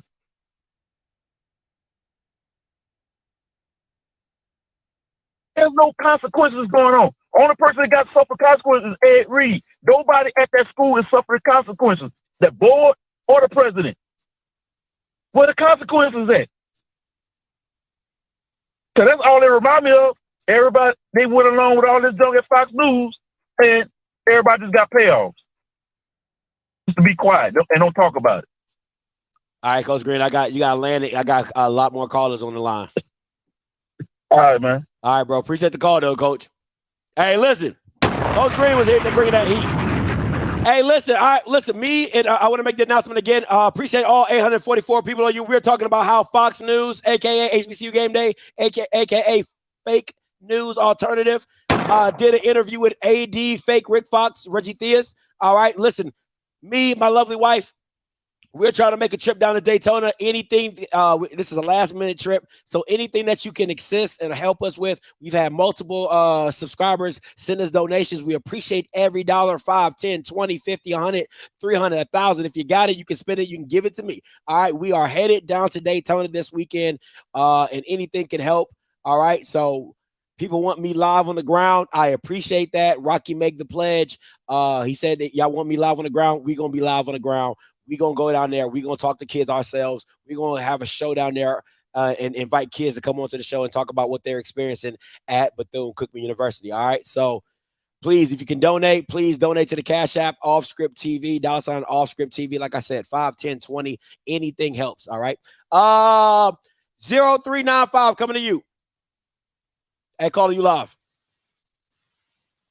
Hi, I just want to, first of all, thank you for bringing light to the situation at hand. I happen to be one of those parents that was there with my son this weekend when all of this occurred. Yes, ma'am. The feeling that we felt while sitting in that room as an outsider, because as you know, we had not committed. We was there for an official visit. The feeling that we felt, not only when Ed gave us and told us, pretty much what was going on, but to hear the message coming from the athletic director, which is Reggie Theus, and basically lying to us in our face by telling us that he was withdrawing his name when indeed that was not the case. It makes you think as a parent, how and why would I send my child there with people who cannot be transparent and provide accurate information? What are you going to do when there's a situation occurring with my child or any other children that are there, or should I say young adults, because that's what they are at that point, when they have a problem? You have, as we walk the campus, you see buildings that have, I don't know if you guys are familiar, but they have the little creases in the building that is coming from the ground up all the way to the and the roofs of the building. So that tells you, number one, either this building is going to collapse soon, or you may have a potential sinking problem, whatever the case is. But when you have these buildings and you have people in these buildings, what are you going to do when the actual problem, arises? You're going to have people hurt. You're going to have, different things come about from that. So wherein you're fixing up your lobby area, instead of putting money back to certain areas on the campus that could be better utilized in making it safer for the students as well as the faculty. Yes, ma'am. So it's just a lot of things. You got those issues going on. You have the players that, number one, I'm sure you know, they travel to a practice field. You have players without a locker room. Where do they do that at since 1923?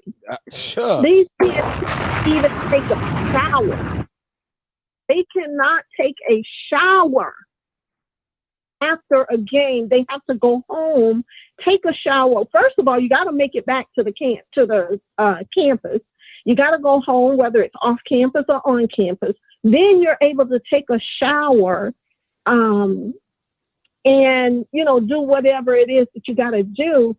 But do you know how terrible that is with wet equipment, wet jerseys, wet everything sitting on these kids until they're able to shower? There are certain things that could happen as far as dermatology issues from things of that nature with these kids. And I know that for a fact because my son experienced it during his high school career. So that right there is a safety issue. So you're bringing them back. They have nowhere. So you got to get to where you got to go. But nevertheless, Ed was not just concerned with the football team. That's what I definitely want to point out. You had a track. I mean, a track that wasn't even a full track. You got a track that's really a straightway. There's no curves on the track. You don't bend. You don't do anything. Where do we have you practicing on a track for track players that you don't have a full track? You got plenty space there. We viewed it as we walked the campus. There's a whole big field there that could potentially be field on campus instead of the kids having to walk across the street, which was still Ed's primary concern. But this is where they pointed out that this is where they wanted it. So guess what? He's going to abide by what they say. We're going to go over here and clean out this stuff. But there's an entire field on campus that's not being used. Why? So all of this goes back to the current administration. So we as parents, when we sat in that room and we actually got a chance to give some questions to Reggie Theus, because what he did initially, it took forever for him to come on to even address us. He sent other people in there. There was one gentleman in particular that's been there since 1994, associated with the athletic department. And we basically told him, you're part of the problem. Because if you've had all of this going on and we see no changes, what are you doing besides going along to get along? Facts. You can't do that when you're facing kids and when you're facing safety issues, when you're facing things like this to be put out on Front Street, and then all of a sudden you want everybody to shut up. Because basically, they only took a few questions from us. And why? Because we pointed the problem right back at them. When did this meeting occur? Because I know I saw the meeting with... It was this past Saturday. We were there on campus from the night. We went that Friday on the 19th and we left on Sunday the 22nd. The meeting occurred early a.m. Saturday morning when we were on the way for day 2 of the itinerary as far as what we were going to be doing on day 2. And this is what we're faced with the moment we hit the building. But the sad part is not only that, they wanted him to cancel and tell us as parents and prospective students as we were boarding the plane, they wanted them, Reggie Theus, wanted him to call us and say, hey, the meeting's canceled, go back home. And I'm not telling you what I heard. I'm telling you what I know. And he said, no, we're not going to do that. These are recruits and they're highly recruited. I'm getting these guys in because, hey, they have agreed to come play for me. So I'm going to have these guys show up. Now, what y'all do is what y'all do. But how would you want someone to pick up the phone and call a prospective student and say, hey, don't come to BCU this weekend. This recruitment trip is canceled. If that's not the craziest thing I've heard, I really don't know what else to think. But they have some serious issues going on. You can't get rid of the board because, number one, the board is there until death or until they retire themselves. Yep. They're all in it together. Everybody covers up for everybody. Let me ask you this. What were because you know they say women intuition, right? So what was when you saw Reggie and he was speaking and you know he finally came out, what were your feelings towards him as he was speaking to you? How was his body language? You know, was he remorseful? Did you have any sense that he felt bad for the kids or what was going on? What were your feelings when he was talking to you? I immediately thought of a coward. He couldn't even look us in the face. And if you go back and look at the video, his head is down when we told him, you're the problem. And we didn't beat around the bush. We told him directly, you're the problem. If you cannot sit up here and be honest and tell these kids, hey kids, I'm sorry. I didn't ask him to, you know, it's not the point of asking him to withdraw. I made a decision. Take ownership. Be accountable for what you requested. Whether you was pressured to do it, it doesn't matter. You're the athletic director. I had a serious problem with him. Number one, you're talking to us through Zoom because you're on a basketball trip because you're also the head basketball coach. He could not address us. And then we get other people in there and we start saying, well, hey, how is this going to affect us as far as compliance goes? This is an official visit. Why would this count against us when you guys are canceling everything from this point forward? So guess what? When they canceled the rest of the itinerary, Ed reached in his pocket to make that seal with knowing that they didn't want him there. He reached in his pocket to still make it a weekend for those young men. Not only for the young men, for us parents too. He reached in his pocket. So let me tell you, on top of that, they didn't tell you how they then turned around and gave us a $30 voucher and said, hey, have dinner on us at the hotel. At the hotel? What? Yes, at the hotel. I kid you not, at the hotel. I kept one just so nobody could say that it wasn't true. I kept one. At the hotel, we had dinner on a $30 voucher given to us by BCU for dinner on Saturday night. Wow. All because you had absolutely no intentions of going forward. But guess what? I guarantee you one thing. They still want our boys. They're still following up, trying to get them there. These students with dollar signs. That's all they look at. That's all they're concerned with, the dollar signs.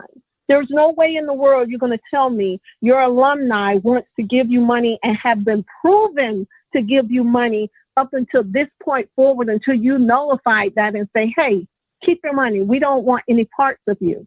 There is no way you're going to turn down money and you need money. Absolutely.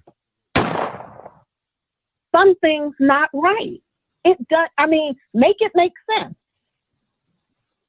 It was the most disappointing thing to turn around and look at my child in the face. To feel that everything has gone downhill.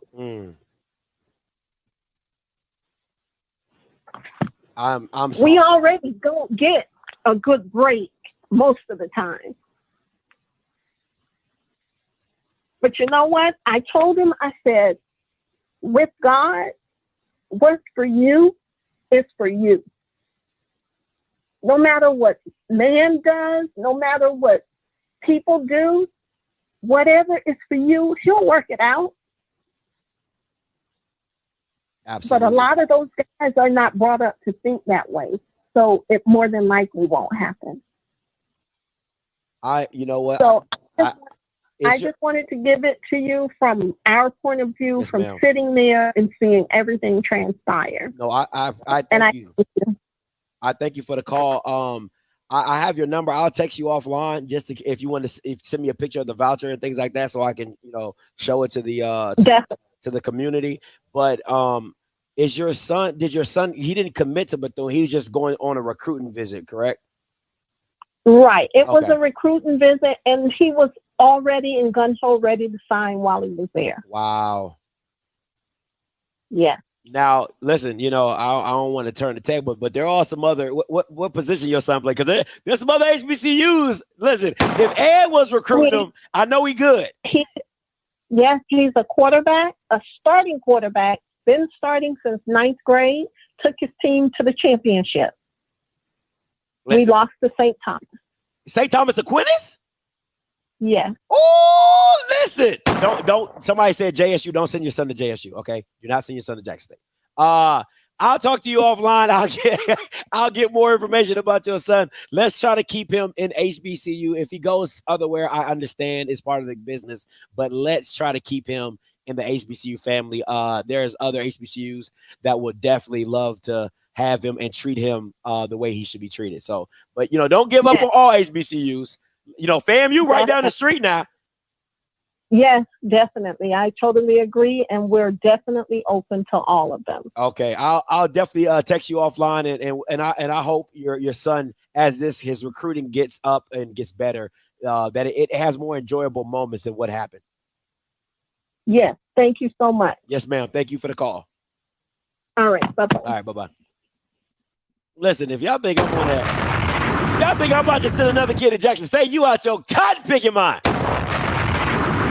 That boy was in the state championship and lost to St. Thomas Aquinas in Florida. Oh, I'm going to have to do some research on that one. All right. They fumbled the bag.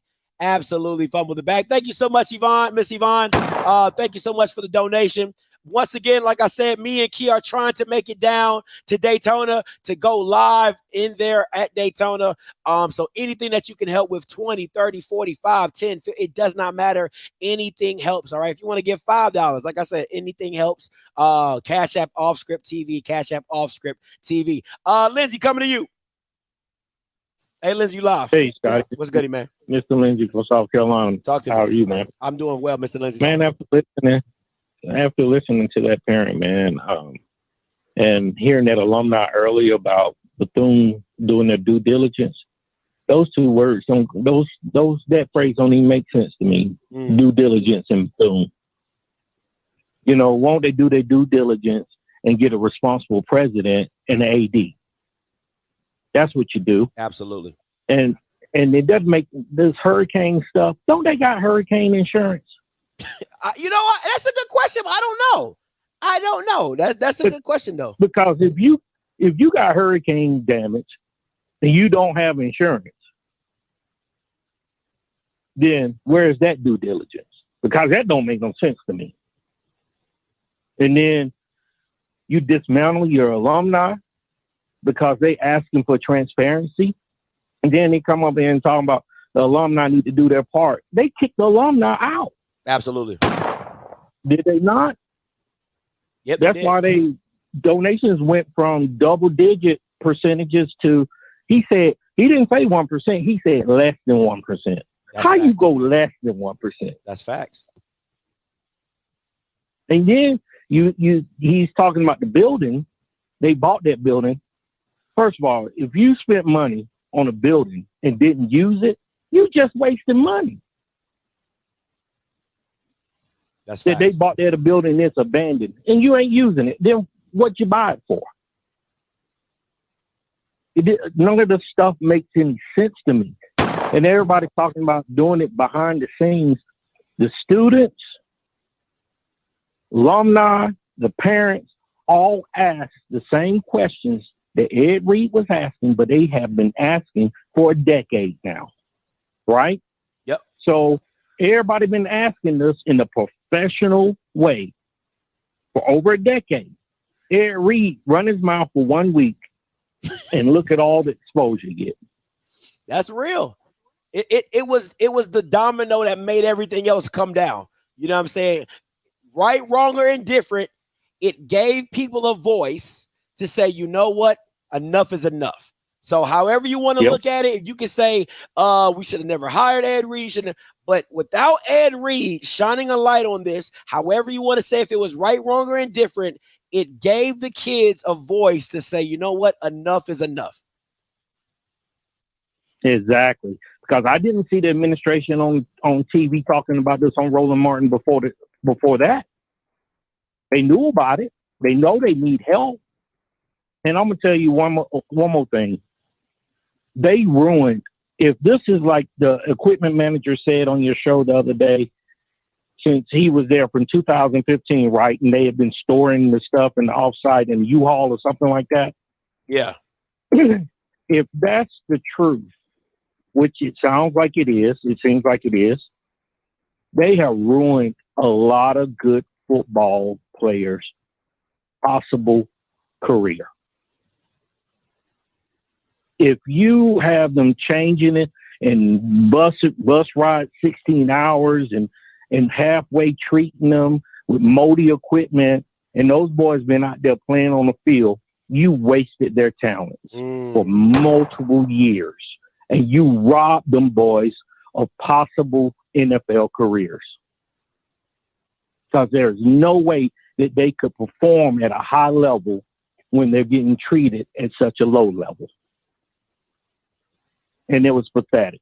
And they destroyed everything, all that stuff about Dr. Cookman and all this other stuff, that the legacy of Bethune, they destroyed that. They have been milking that school of its money, and until the administration changed, I wouldn't send another dime to that school. And I hate to say that, and I hate to be that way, but I agree with that alumni of the old alumni when he said, I told them to stop sending money because they won't show us the paperwork. They won't show us where the funds are going, because there's no way you can have hurricane damage and get a hurricane insurance check and you don't fix nothing. That makes no sense. And I'm going to let you go, Scotty. I appreciate your time. Hey, thank you so much. I appreciate you.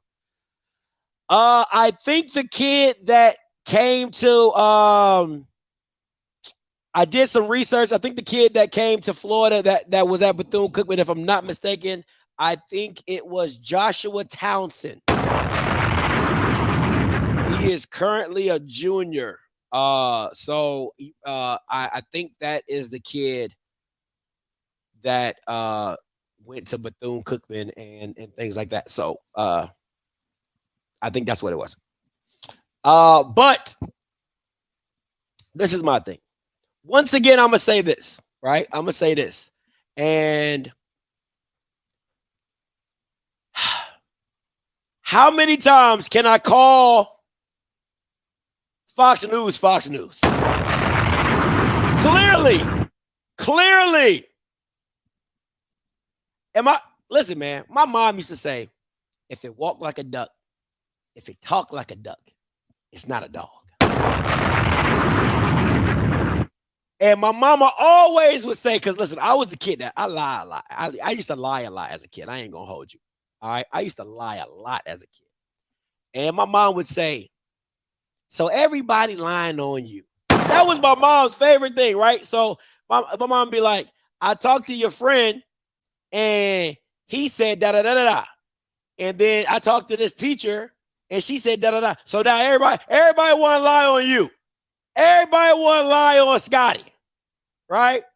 And that's how I feel about Fox News. Like, so you just blatantly said, oh, we reached out to Ed Reed and he turned down the interview. And what did I say to y'all? God darn it. What did I say to y'all? I said, Ed Reed, remember what I said? I said, Ed Reed seems too emotional to lie. You remember that? I said, Ed Reed seems too emotional to lie. He seems like he's such a straight shooter that he don't know how to lie. I said that because remember, if you go back to the interview, let me go back. Came in kind of unbeknownst to anyone. I showed him around along with my staff, showed him every single thing that was good about the program, everything that was not good. And I also showed him one of the reasons why I wanted to hire him is because of the ability to help me build the program and build the facilities that we were talking about. So there was no excuse for him to act like he was shocked because he knew exactly what was going on here. And I said, Ed Reed seems too emotional to lie. That's what I said. And he's just too much of a straight shooter. And he has no reason to shoot his shot at HBCU game day. HBCU game day is not changing the life of Ed Reed. But Ed Reed is the type of person, do not lie on my name. Do not lie on me. And that's why he responded the way he responded. So once again, I cannot agree with Reggie Theus to say, I believe you that you walked around the campus, that you showed him around, that you told him everything that was wrong because HBCU game day just lied. We already know you've been lying. And the only person, no matter how emotional you talk about Ed Reed, no matter how much passion you say he talks with or how unstable he looks, the one thing you cannot say is that he won't speak facts to a situation. Now, he might not say it the right way. Now, he might not do everything the right way. But at the end of the day, what you can clearly see is that Ed Reed, if he has a problem with something, if he doesn't agree with something, or if it's a lie, he is going to speak on that issue. This is also why I said the way I said. Let me go to this, right? I want to show y'all this. This is who I'm talking. This is Ed Reed at his core. So you work with him. All right, Coach, once again, on behalf of myself and Fox News crew at HBCU Game Day, we know you are straight off of the plane. Bigger than football, mom and dad. We still have kids showing up today for the recruit weekend. We got kids showing up tomorrow. They told me to cancel it and y'all was getting off the plane. Where they do that at?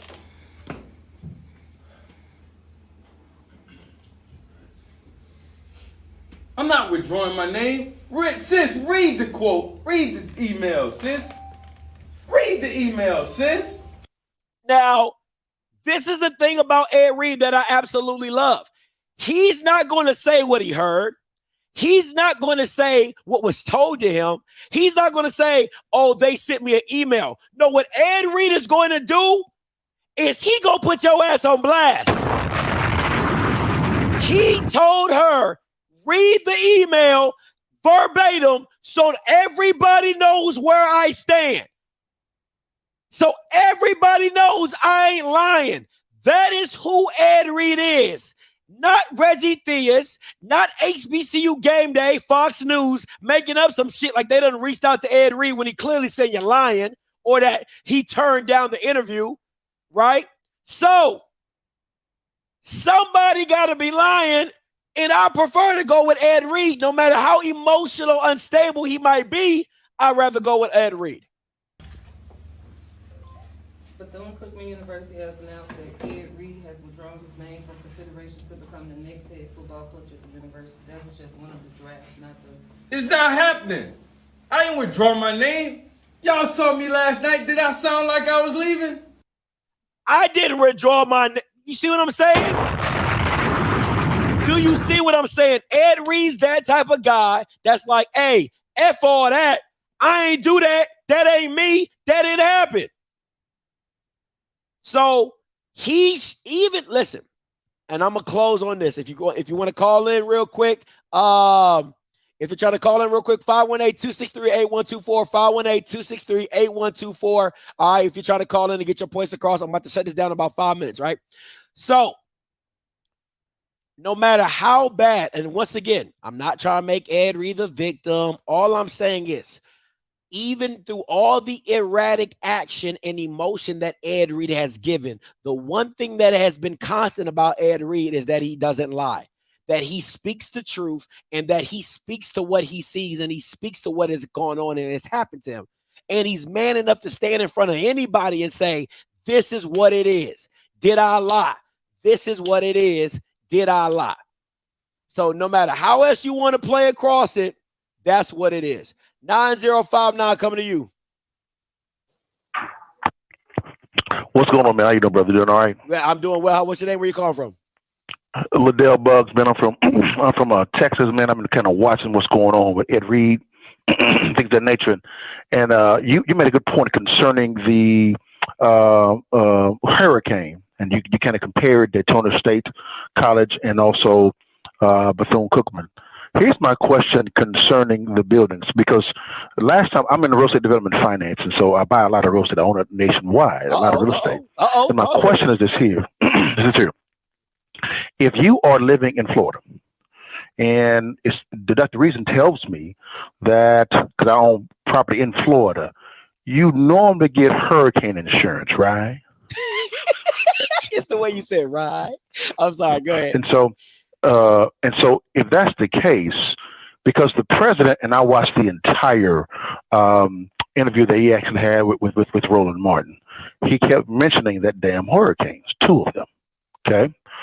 And so my first question is, okay, did you not have insurance on the buildings?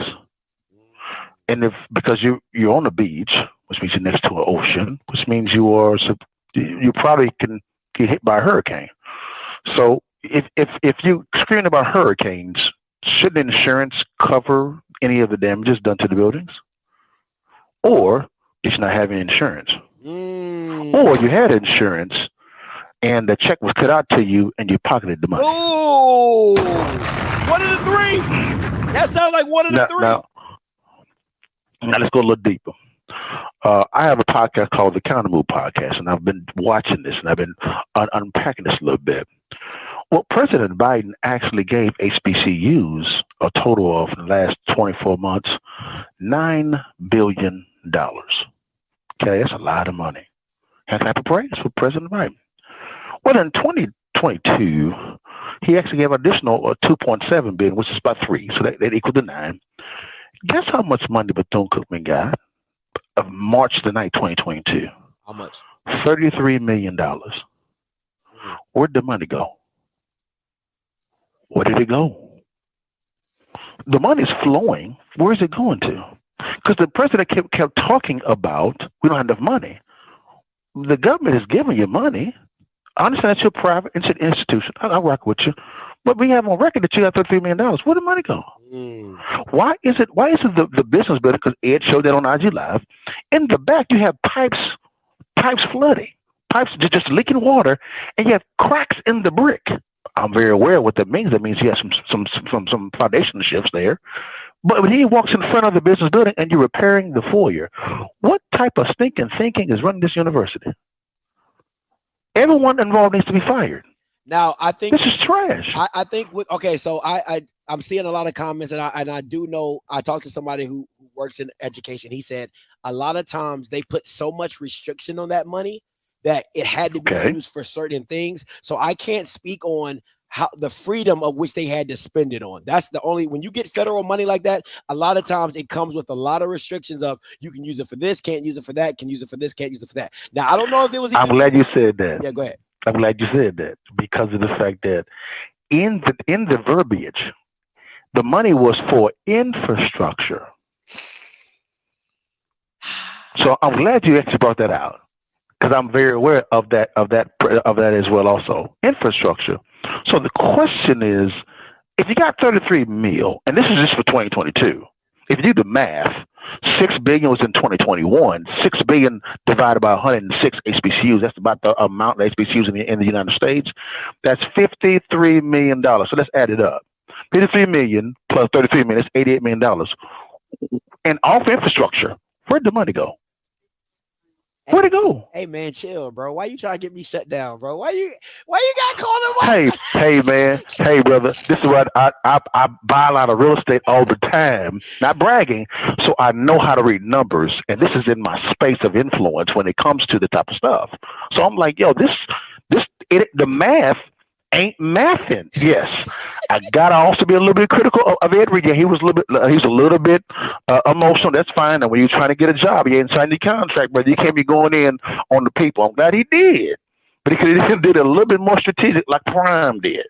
And also, real quickly, did you watch Club Shay Shay, Coach Prime, and Shannon Sharp? Yeah, I watched it. Didn't Coach Prime actually say he was ready? He wanted to actually pay for an audit to audit the books. Question for the people in the back row: did anyone take up the offer for him to pay for the audit to audit the books? The answer was no. Why is that? Why is that? Man, why are you? No one know. Come on, audit. We want to audit the books now. What you hiding? What you hiding? Oh my gosh. What you hiding, big dog? It ain't costing you no money at all to get the Bucks audited. He gonna pay. Prime is gonna pay for it. So what you afraid of? Unless you hiding something. I mean, if I'm off base, brother, please hold me. Listen, man. Dog. Listen. Please do, man. Listen, man. If I'm off base, I just got some questions. Listen. So I got some questions. Something is wrong with you. Where's the money going? Where's the money going? Oh my gosh! All of us, big dog. Every HBCU is behind a ball. All of us. Where's the money going? We get money every year from the government. All of us, big dog. Where the money going, big Mac? Where the money going? Come on, player. I just know. For me, if I'm always behind the 8 ball, I got to figure out why am I behind the 8 ball? Why? That can only be done by doing a financial audit, not by somebody that you hire. I want some exterior people. No, we don't trust your thinking because your thinking got us here. We need an independent body to come in and audit these books. This is ridiculous. This is trash. This is garbage. All right. Am I off base? Let me know, big dog. I don't know. Private institutions run differently. So I know Jackson State does. You have to get a state audit. I do know that for a fact. You know what I'm saying? Because the state audits your books. Private institutions, you're not there. Those books are not privy to public. You know what I'm saying? Like I can go look up Jackson State's financial, backing or whatever. Doesn't mean backdoor deals does not happen. That does not mean that. But what I'm saying is that you can see the basics of schools' financial standing off public record, unlike a Bethune Cookman, which internally you would have to get an audit. Internally, you would have to get somebody to get in there and get it So, the Alumni Association would have to sue Bethune Cookman, right? And then depose them and ask a discovery of their financial record and then go through that process. That's how that would happen for Bethune Cookman. Oh, again, when it comes to audit, how a school is audited, I don't know that process. So you educate me on some stuff as well, which is fine. Now, I'm seeing people in the comments saying that we've been audited. Great. Can we see the results of the audit? You can, you can go see any public institution's audit. Absolutely. I can go look at Southerns. I can go look at Gramblin's. I can go look. Now, mind you, see, this is what people fail to realize. They also have foundations that are not privy to public access, right? So you can have pass-through entities, which I know you understand. You can have a pass-through entity, which technically is a lot of the school's foundations. So the foundation will do a contract on behalf of the school. The foundation gets the money and then they pass it down to the university. So that foundation, you don't know what they're doing with the money before they hand it to the institution. So there's a lot of stuff that goes through that, and those records are sealed because they are private foundations. So there are ways that you can get around having an official audit because you have foundations that get the money and do what they do on your behalf. So there's a lot of ways to make that happen. Oh, yep, all the time, brother. So you preaching the gospel. One last thing, and then I'll let it go. And thank you for your time. Well, thank you. have you heard the interview that Uncle Luke, Don't Stop Get Luke did on a podcast concerning what was going on with some money? No, I haven't. Man, when the whole debacle happened with Jackson State with Coach Prime, well, Coach Prime was saying he was told, well, we're not getting our money from the state because Jackson State is a state school. So Jackson is the capital of Mississippi, right? So Prime got into the car and drove down to the governor's office because Brett Favre got him a meeting with the governor. So he walked in and said, "Governor, what's going on with the money, man? Give us our money." The governor said, "Walk with me real fast. Let's look at the books." Looked at the books. The governor gave the money to Jackson State University. And Prime said, "Oh, crap." Well, went back to the president of Jackson State University, and there was silence. Where's the money going? So let me, I've been divorced twice, so this is called active listening. So what I'm hearing you say is that Uncle Luke got on a podcast and said that Deion Sanders. Now I'm assuming that Deion Sanders told Uncle Luke this story because that's the only way. Okay. Yes. So he said that Deion told him that he went up to the governor's office. He asked he asked for his money. She showed him the books. He then returned back to the president of Jackson, and it was no word about it. Yes, sir. Okay. And I'll send you the link to the actual podcast. Yeah, Luke went on for about 15 minutes. All right. I said, God damn. Now, I was not in the room when this actually happened, so we're taking it from the third part, which is Luke. So we're not in the room. But so I'm like, well, we got to verify what's going on here because if I just smell some smoke. My question again for the people in the back row, where is the money flowing? No, you need a shirt. You need a shirt. Where is the money flowing? Where's the money? Where's it going, big dog? That's all I want to know. If it's all kosher, it's all kosher. Yeah. Where the money flowing? Yeah.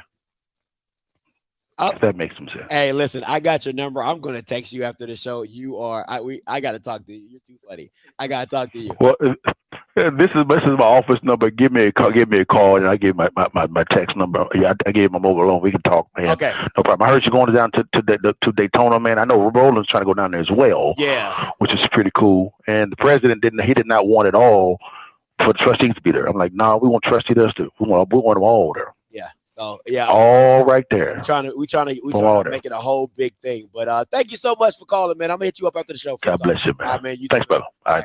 Hey, man, that dude is funny. Right. Right. Hey, listen, last two calls. All participants are on hold. Oh, my bad. Wrong one. All participants are off hold. Hey, the conference has been locked. My bad. That's on me. Monty, then Mr. Campbell. That's it. And we're going to shut it down. Go ahead, Monty. Hey, what up, Scotty? What's goody? Hey, man. Hey, once again, man, want all y'all to go out, make sure y'all support Scotty and Key. They doing real ministry here going down to Daytona. So definitely want to keep them in prayers and make sure that whatever financial support that we can lend, we all do this together, teamwork, make the dream work, because they definitely going to get some good footage and some interviews from these students and hopefully some of the staff that may want to speak out. That last caller, that brother was 100% on point. You already knew I was just in Florida for vacation about a month ago. Mm-hmm. And as I was looking at some properties down there, talking to one of my business partners, that's the first thing that come up. So he just moved down there about 2 years ago. Is flood insurance and hurricane insurance. If you don't got that in Florida, as much as those storms and flooding come through there, then you SOL. So something had to happen where either they got paid for that, or y'all could have said, well, hey, we still got a claim in or something. Yeah. So we got to stop hearing that excuse. If I'm honest, Monty, I didn't even think about that until the guy brought it up. I was like, because I didn't know I know this is going to sound dumb. Y'all can call me dumb. I don't care. I didn't know institutions could get hurricane insurance. I just thought it all came from FEMA and, a state institution, because we was like, oh, FEMA. But if you're not doing your own due diligence to have your own insurance on your own property, you know what I'm saying? Like, that's a problem. That is a problem. So the thing about when you get money from FEMA, that's some money that once the president declares, an area, the disaster area to try to come in, that's the way the government of coming in and getting you some funds right away. But let's be honest about this. During this time of these hurricanes, who's been the president? Who's the vice president? Isn't she an HBCU alum? So you mean to tell me y'all couldn't make a call to Kamala Harris and say, hey, we got hit, which I'm sure some other schools down there got hit as well. Can we get them checks released a lot faster?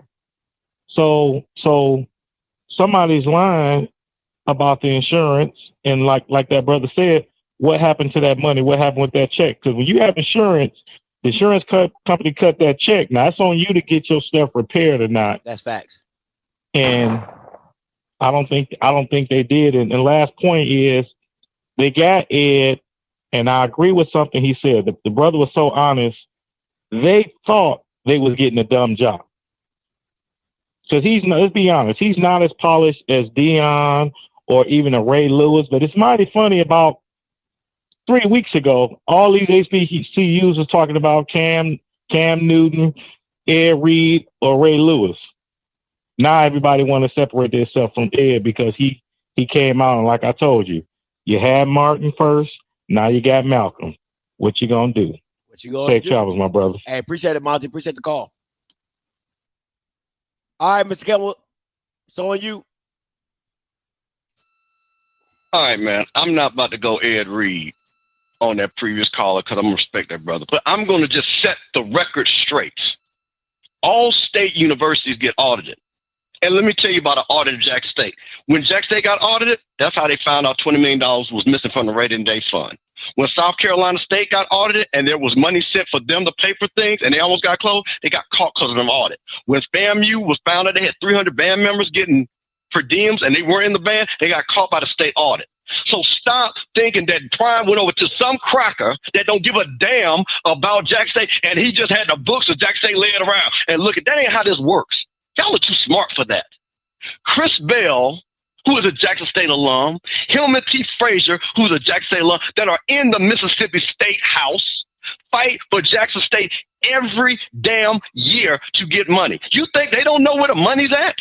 They're the ones to make sure that the money gets right. So I mean, it sounds cute when y'all say where the money is going. But I'm going to give y'all some facts. That's the fact. Every one of these get off. That's how they get caught. So don't come in there prying some white man going to hand him like it's a ledger book that they selling dope out the back door. Y'all got more common sense than that. This is my thing, though, Mr. And this is what I'm going to replace. I'm going to replace HBCU with black. HBCU steal. Saying that the black man steal. HBCUs do fraudulent stuff. Saying that the black man do fraudulent stuff. See, you won't like that. Y'all need to stop this. Y'all need to stop this. I don't think it's a y'all. Like, because I don't think it's a y'all. But bro, you can't come on your channel and say that casually, like he said, that the governor overshowed Prime the book. Bro, that is a flat lie. Wait, Scotty. That's not. It's listen. The narrative is not. It's not his. It's Uncle Luke. If you got a problem with anybody, I'm not. Listen. I'm saying this. Here's the thing. Uncle Luke is wrong. But when you parrot that as in a fact, like that was true, when I'm telling you, when we all know that I could go look at what happens to every dime that Jackson State got. They do an audit every day, have to. That's how they catch their ass doing shit. It's just fact. This ain't me talking. Like you told him. But he made it seem like, Prime went to go talk to Tate Reeves, who cares nothing about Jackson State. And then he said, see, you know what those Negroes are doing over Jackson State? Because, Coach, I gave them the money. He didn't give nobody anything. That's just fact. Once again. I just wanted to say that. Once again, the thing is not, it's how could he have jumped on this channel and said that without Uncle Luke saying it on a freaking podcast? I'm agreeing, but now I'm not disagreeing with you. Hold up. It's no different than Deandra jumping on a podcast and saying there's been killings and murders. And she got caught. She was wrong. Okay, so the person that you was need she to not be wrong? jumping down Was she wrong or not? is Uncle Luke. That's the person you need to be jumping down the throat. Oh no. I heard when Luke did that. So if Luke was on your, I'll tell you what, I'm going to answer this. If Luke got on here, I'll tell him the same thing. All I'm saying is to this brother, because he sounded very smart, he sounded like he's a great businessman. I want to help him out because he does not know. So I just wanted to set that record straight. We'll move on from that, okay? So we just got to move on because you can't do that because that's not helpful to the dialogue that you're trying to do. Now, let me get to Reggie Theus because that's actually what I call. You know what Reggie Theus remind me of? You remember the scene in Menace to Society when the guy was getting interviewed and stuff? Reggie Theus remind me of that. Hey, Reggie, when did you hire Ed Reed? Now, you know, at 1 o'clock, I didn't hire Ed Reed. Now, Reggie, at 2 o'clock, you gave Ed Reed the keys. Yeah, 2 o'clock, I gave him the keys. That's what Reggie Theus sounds like from Menace to Society. Because you're going to sit back and tell me that Ed wasn't hired, Ed wasn't doing a thing, but Ed got keys to the damn shed. Come on, man. This is the thing, my problem with Reggie Theus. You are an NBA former player.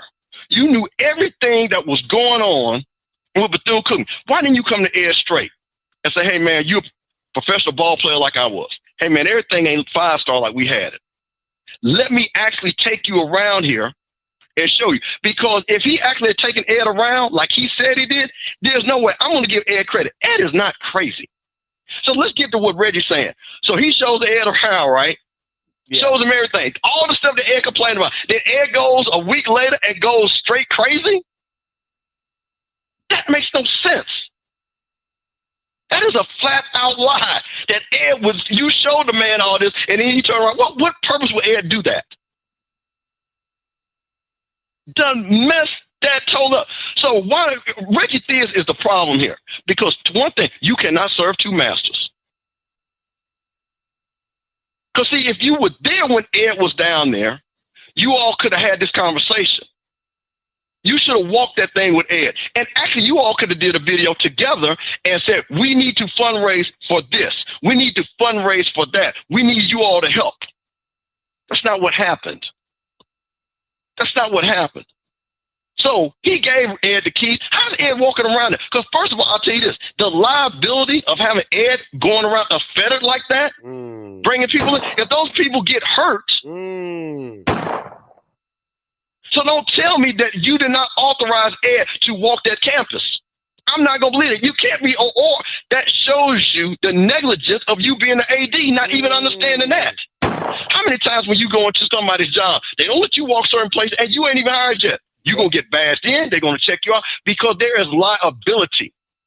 They're just not going to have you walking around.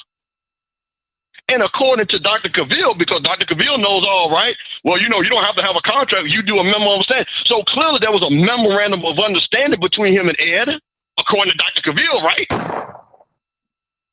Because Dr. Cavill knows it. So I'm going to give Dr. Cavill the credit. So Reggie, don't come to me and say that you and Ed did not have an agreement. And Ed is just walking around there. And how Ed not going to have an agreement? He got kids flying and he's recruiting. And you said he's recruiting. Come on. So I'm going to apologize for Ed for one thing. Maybe his reaction was to an action. But I'm not going to dismiss his behavior because I think if Ed would have played this different, he would have had higher ground to stand on. And that's what my concern was. That's the thing about it. Well, I was concerned about how Ed presented himself because I know Ed is a great person. And I didn't want him to present people to get this bad narrative that has now come out. And I also want to say one last thing and I'll let you go. To all my people, HBCU people love these schools because we actually give money to these schools. We don't want Bethune Cookman looking like that. That's disappointing. And those Bethune Cookman alum, which my daughter is one of them, they are fighting every day to make that school better. And Bethune Cookman is not a bad school. It's a great school. She got her education down there. So stop thinking that we want stuff to be bad because we don't. We're fighting every day for that. And it's disrespectful when you all get on these chats and say that HBCU people don't care. We don't want to keep these joints open every day and fight for it. We don't want to support people like Scotty because we believe in him. So I'm not going to have these negative narratives because you all don't care about this HBCU culture or these schools. Y'all don't care. I know who don't care. Because if you cared, you wouldn't say what you say. So that's my own thing. So Ed, I apologize for one thing because you got Reggie Theus was your problem. It wasn't Ed Reed, it was Reggie Theus. That's it, man. Hey, appreciate the call, Mr. Campbell. Let me say this before you go. Yeah. Somebody said, no, that caller shouldn't repeat that damn lie. Y'all going too far, right? But I throw it back to this. And you remember when Deion got and did a press conference, because this is the thing I have a problem with Jackson State people. They want to pick and choose when they want to be oblivious to something and when they want to be like, oh, that's not factual. When that Grambling game happened and people were falling out because of heat stroke, and Deion said they were leaving early, nobody came out and apologized. Nobody said, oh man, I got it misconstrued, blah, blah, blah. They ran with that lie in multiple channels. Also ran with that lie. Multiple fans also ran with that lie. So I get it that Jackson State fans want to push back and say, oh, the money, that's a lie, Scotty, blah, blah, blah. It was a lot of things that were said outside of Jackson that were lies that they ran with. So don't want to pick and choose when we want to run with lies and when we want. No. I agree with you, Mr. Campbell, on the fact that don't get on here and spread Luke me so horny, whatever his stuff. But let's not act like Jackson State fans weren't used to spreading lies and misnomers and mistruths. So that's all I'm saying.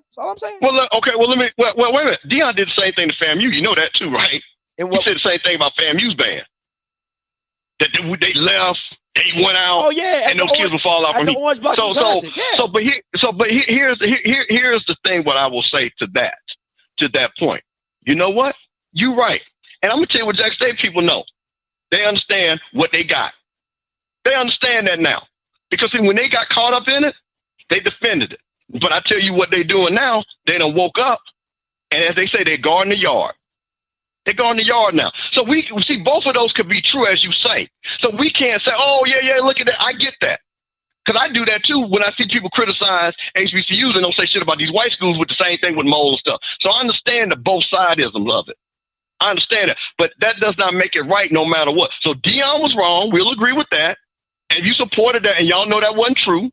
That's wrong. But it's also wrong to sit back and act like these schools and HBCU alums are just stealing and don't give a damn and all that. Both of them are true. Facts. Listen, you know me. Listen, fair is fair. That's all I ask for. No. Listen, man. Listen, you are doing the right thing, giving people, and I don't have any problem having a difference of opinion. I respect everybody's opinion. I love everybody. I want people to have because I learn from people that call in. But my thing is we have to start with a foundation of truth if we're going to move forward. If none of this is going to work for Bethune Cookman, and so the only way Bethune Cookman is going to be if we get all the liars out the way, because we got a lot of liars at Bethune Cookman. That's a fact. Reggie Theus lied. The president lied. Facts. Bold-faced lied. That school is never going to be great like it can be. Because Mary McLeod Bethune, and that is her name, not Cookman. Cookman is the white guy. That was a great woman. And her legacy is being tarnished by people that don't protect her legacy. And that is disappointing to me as a person that knows Black history and what that woman meant to Black history. So we all of us in this chat need to support the schools, not the people. Support the students, not the people. Support the deans and the teachers, not the people, because all of them are suffering. Because they're there to help those kids. My daughter could go anywhere to work, but she loved Bethune because Bethune loved her first. And that's it, man. No, I appreciate That's all I got. Great show, brother. I appreciate it always, Mr. Campbell. Appreciate the call. Listen, let's not act like we don't know why Jackson State's mantra was I believe. Because y'all was believing a lot of foolishness.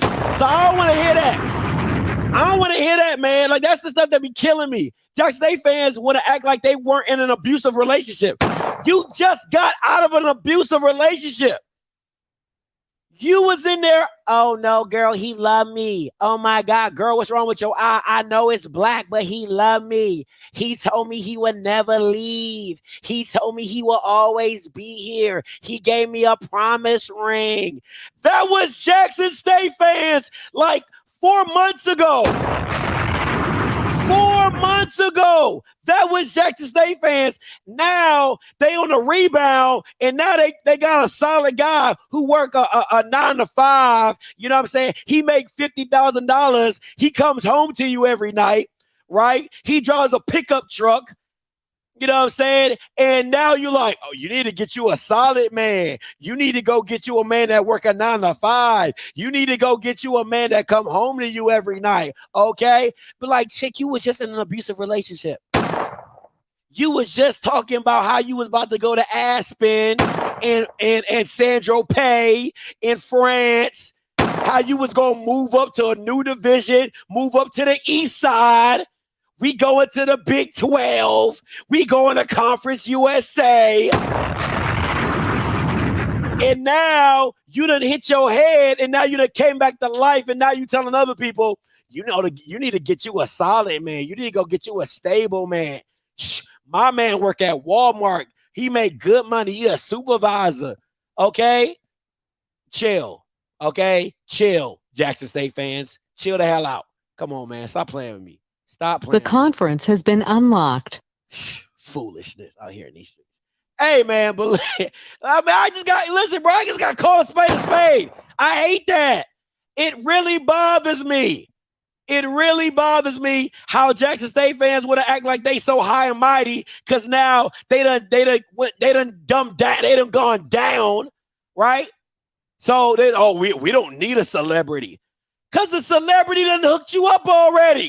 He already got you a practice field. He already got you national accreditation. He already made you cool. He already gave you $50 million in outfits and Under Armour and all this crap. And now you try to act like, oh, I didn't need him. He needed me. I didn't need him.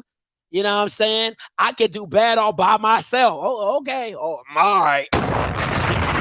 All right. Yeah, shut up. All right, shut up. They get on my freaking nerves, man. I can't stand Jackson State fans, man. Make me sick. They're like, oh, send them to Jackson State. Hell no, don't send your son to Jackson State. No. I want them Bamas to lose. It's 0-11. All right, shoot. I don't give a damn. I don't interview another Jackson State player. 0-11. Don't mean I got guys on the team that I like, though. I ain't gonna lie. Shout out to my man Jensen and all them guys. But God, no, man. Kill y'all Bamas. No, y'all be killing me, man. I'm sorry. Just bothers me. Just does something to my spirit. All right. Back to this Fox News. Right. So listen, I appreciate everybody for tuning in. You already know what it is. Listen, once again, last announcement, me and Key are trying to get down to Daytona. All right, we're trying to get down to Daytona. Anything that you want to give will help. We're trying to get down this weekend, either go Sunday or Monday, shoot down there, talk to some kids, get inside the rooms, see these buildings for ourselves, see what Daytona State look like, all those things in the works. All right. So we're trying to get that. Anything can help. There's over 912 people on here. If each one of you Bama sent $1, I feel like the kid in Africa with the fly on his eye. You know that when the fly be crawling on his eyeball and stuff like that. You can help if you just send 30 cents a day. I'm petty. Now, if this was a dog commercial, if the dog, you know, the little dog with the paw, and they be in the kennels and they be in the shelters like this, and they're like, oh, for an angel. You know what I'm saying? Y'all pick up your phone in a heartbeat and be like, oh, good, we got to save the dogs. You know what I'm saying? So listen, man, I'm sorry. I'm so sorry. I'm sorry. Leave me alone, man. I'm sorry. Leave me alone. Listen, there's over 800 people here now. I guess the other 22 left because they was like, that's disrespectful. But anyway, right? I'm so sorry. Forgive me. I'm sorry. Something is wrong with me. I am sorry. I am so sorry. I didn't mean it. Listen, man. If you don't like nothing I say, you can always just do that. If I make you feel some type of way, just please just unfollow me. Don't give me no negative comments. Just say I can't stand that ninja and just go your separate way. All right. But listen, please, whatever you can go, $2, $3, $4, $5, $10, $20, $100. It doesn't matter. Anything helps to our trip down to Daytona. Trying to get down there, give you guys some real deal live information of what is going on, unfiltered, raw. You already know how I get down, the truth of the matter, right? So listen, I appreciate everybody. Make sure you do what you're supposed to do. Tell somebody you love them. Until next time, you know what I'm going to do. I'm a holler. God bless.